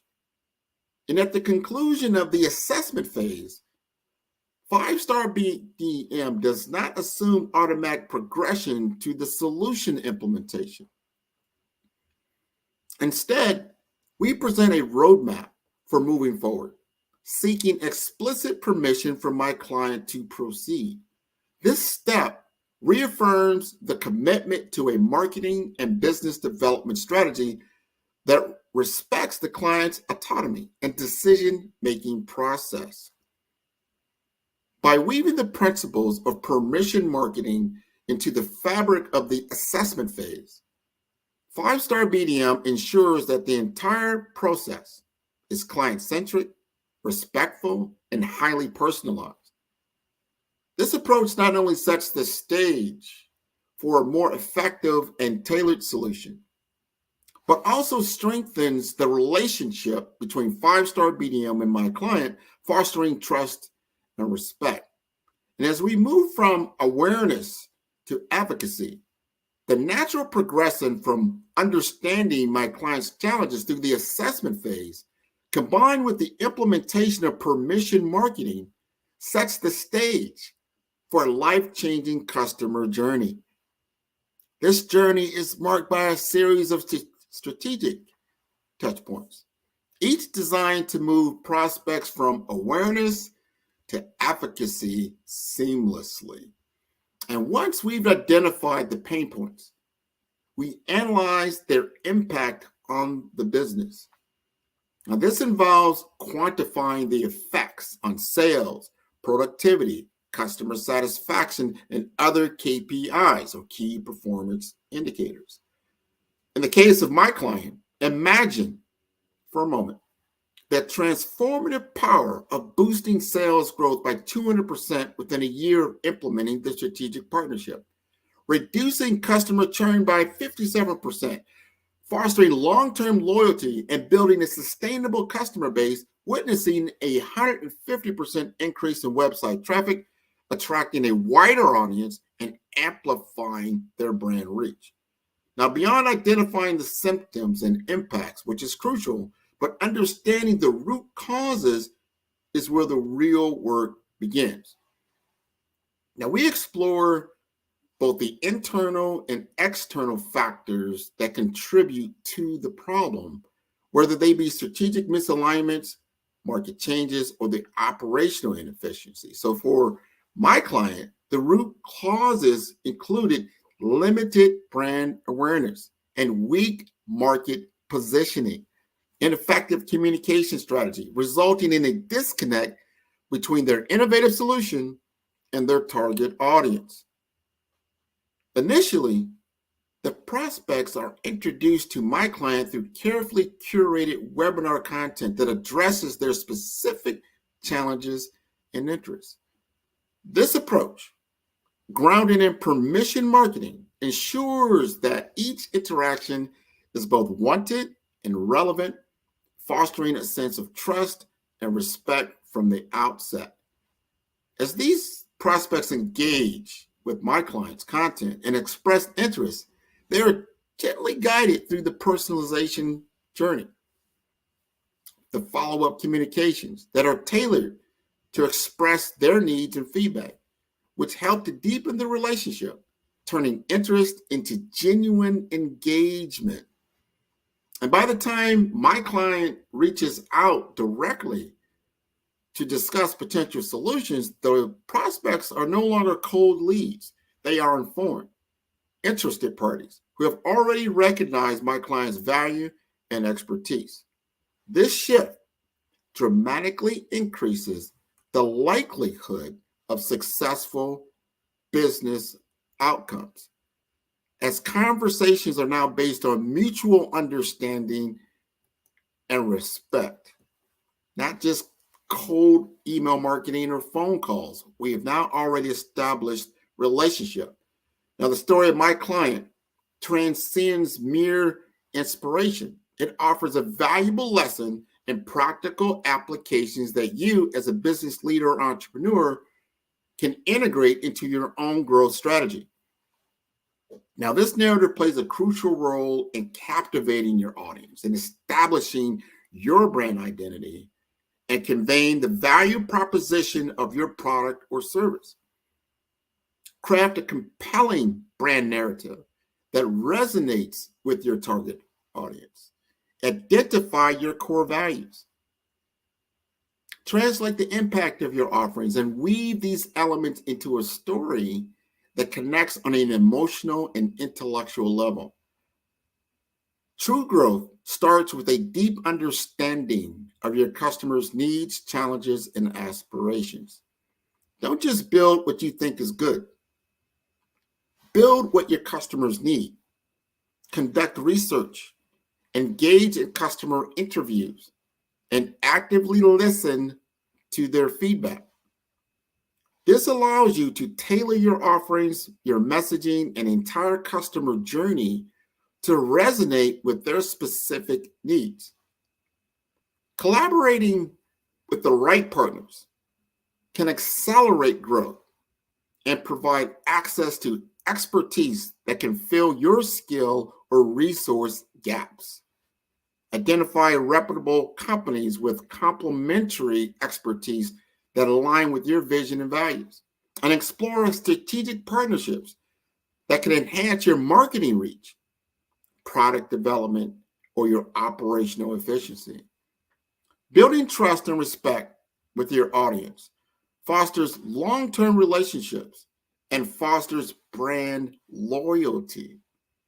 And by focusing on putting the value up front, and you gain explicit consent for communication, and you prioritize building genuine connections with your audience instead of aggressive sales tactics. And by using quantifiable data allows you to make informed decisions. You'll be able to measure progress and you'll optimize your strategies for maximum impact. You want to set clear goals and establish relevant KPIs. Track these key metrics across all the stages of the customer journey, from brand awareness to conversion to customer retention. And you can use this data to identify areas for improvement and refine your strategies for continuous growth. By internalizing these lessons and applying them to your unique business context, you can empower your brand to break free from the shadows and ignite its full potential for growth. And remember, the journey of transformation, just like the one undertaken by my client, is not a sprint, but a marathon. Embrace continuous learning, strategic partnerships, and a data-driven approach to fuel your path towards sustainable success. The culmination of this journey is not just a closed deal, but the conversion of customers into brand advocates. Satisfied with the solution and the respect they receive throughout their journey, they are more likely to share their positive experiences with their peers, extending the cycle of engagement and conversion. A win-win scenario is born through the integration of the assessment phase and the permission marketing principles into a strategy that represents a paradigm shift in how we approach our market. By focusing on understanding the client's problems and securing permission at each step of the customer journey, 5-Star BDM is able to create more meaningful connections, deliver tailored solutions, and ultimately close more deals while fostering long-term customer relationships. This is the essence of transforming potential into actual sustainable business growth and a genuine partnership. Our collaboration, my client, bloomed into action with a series of webinars meticulously tailored to address the pressing challenges faced by our target audience. Leveraging LinkedIn, robust targeting capabilities, we extended our invitation to a meticulously curated list of professionals, ensuring that each session was not just attended, but was a resonant experience for every participant. But our commitment did not wane with the end of each of these sessions. We understood that engagement doesn't end with a thank you for attending. By offering the webinar's replays, we provided a bridge for continuous engagement, transforming fleeting interest into enduring relationships. Each replay, each follow-up was a step towards establishing my client not just as a vendor, but as a thought leader, a beacon of innovation in a crowded marketplace. The webinars once were mere presentations, evolved into platforms of dialogue, avenues for genuine interaction. This was not just marketing. This was the cultivation of a community anchored in value and trust. The feedback loop created through these sessions informed not just the participants, but also shaped the future direction of my client's innovations. The story of my client in 5-Star BDM is more than a case study. It's a blueprint for change. It illustrates that the bridge between potential and success is built with the bricks of strategic storytelling, customer engagement, and unwavering perseverance. Now, I pose this question to you. Are you ready to emerge from the shadows of potential and step into the light of realization? Let's embrace the lessons from this story. Let's transform the narrative of what's possible together. And let's not just dream about the future. Let's build it one story at a time. Now, for those who are not familiar with 5-Star BDM, that's for Brand Development Masters. And I help small business owners. I help entrepreneurs. I help people and businesses to level up, to get to that next opportunity, to just find out, you know what, Grant, I've been running in this circle, in this wheel, and I'm at this 6-figure mark. I'm at this 7-figure mark, and I'm at this 8-figure mark. How do I break free? How do I connect? Most of the time, it always starts with how do you understand your audience? Because especially in the tech space, they truly understand their technology. They're wizards at understanding the technology, but they are sorely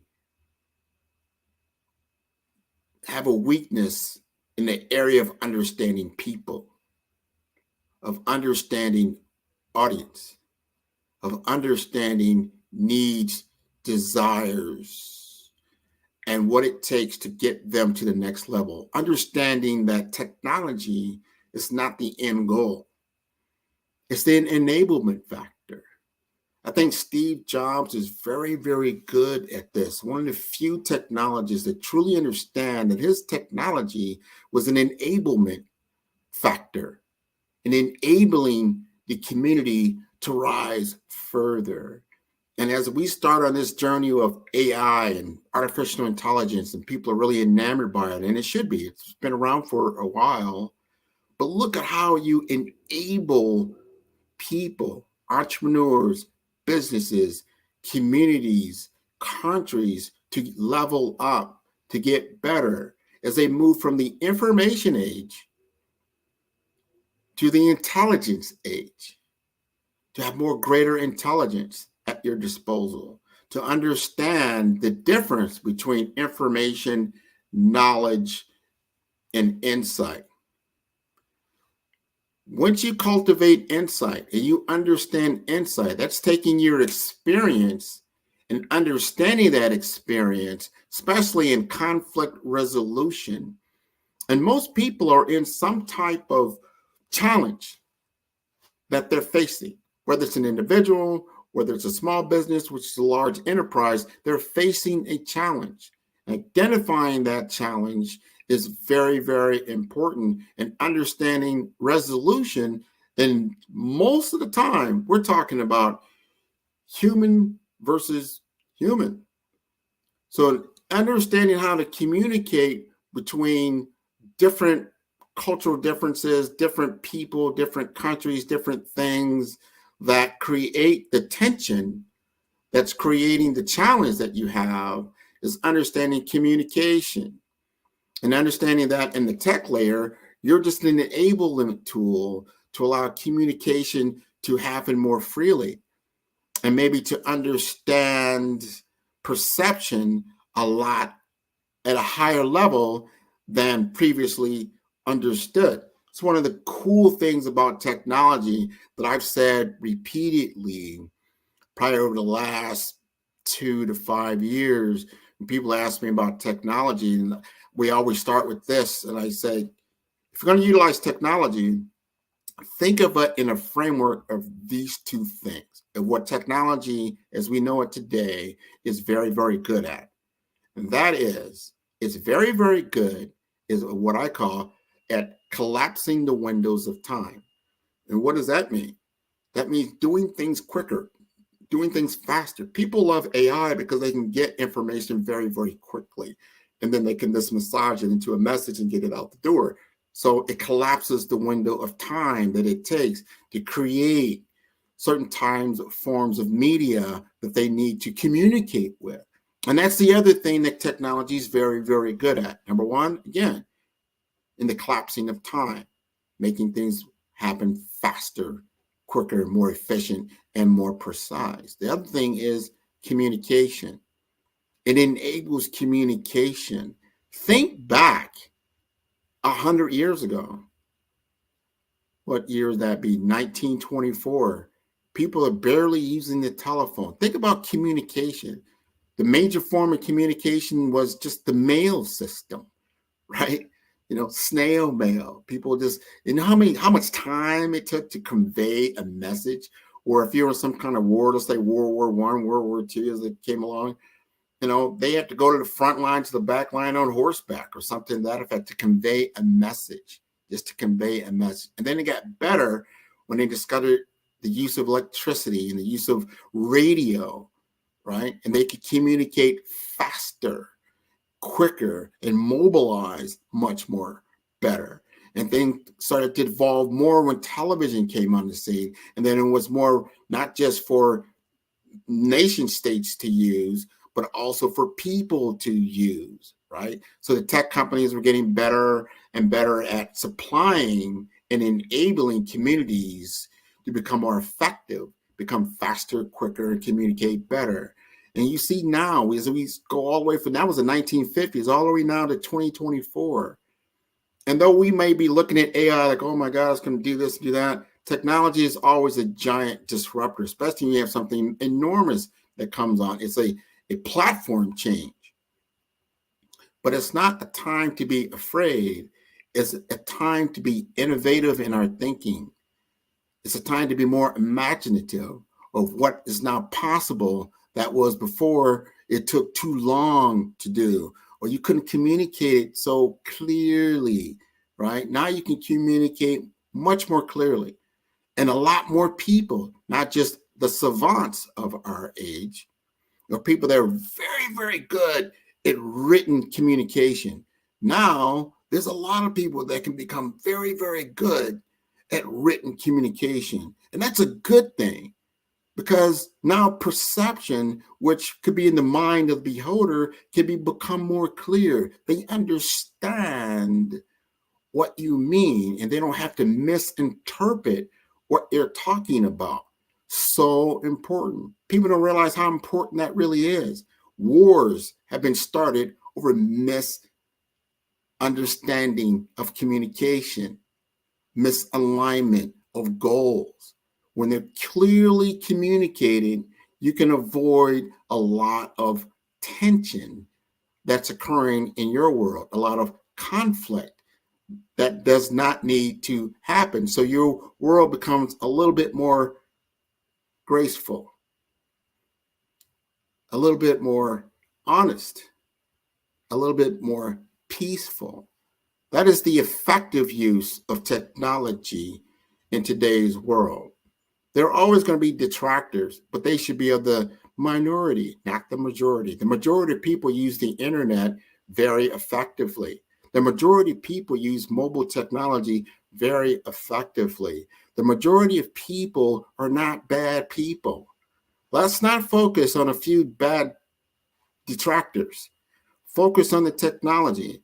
And while I've got one more minute, I'll talk about people like, well, AI is now taking over with the metaverse. Understand that that's one form of technology.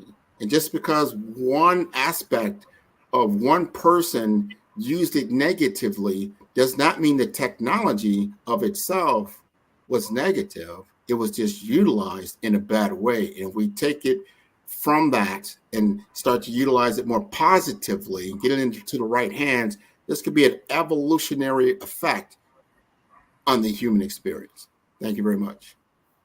Thank you so much. Otherwise, that was a good presentation. I really I enjoyed your presentation. I may call you as well, Dr. Grant. Otherwise, thank you so much. And it has been my pleasure to have you on our show. I do not have any question at the moment. Otherwise, if I have questions, I know where to find you. Otherwise, we thank you. And I thank Dr. Eric for giving us this opportunity and also for giving you an opportunity to explain and propound on those important issues. And you use the case study for your client, which is very good. I'm sure those who are watching, they've learned one or two things which will help them to expand and grow their businesses, because that's what Black Business Expo is all about. Otherwise, when genius is common, I will see you on the other side. Thank you, Nathan. Did you know that approximately 333.34 million businesses exist today, according to a report from 2021?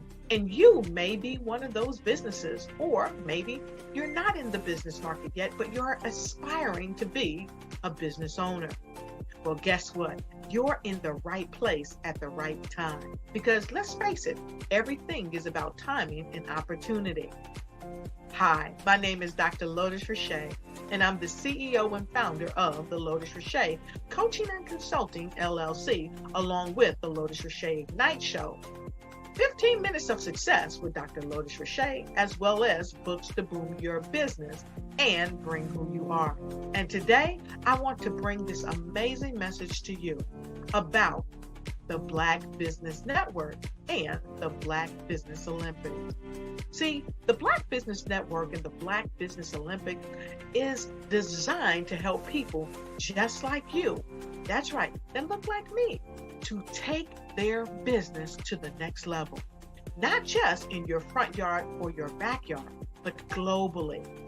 The Black Business Network and Black Business Olympics is designed not to just help you survive, but to help you thrive. So join us today as we come together with businesses all around the world to support our students, our children, our young teens, our young entrepreneurs. What we do is we come together to help raise funds for students who are aspiring to be business entrepreneurs, who are aspiring and who are thriving in college. We endow them with a wonderful opportunity to gain scholarship of either a laptop or several thousands of dollars.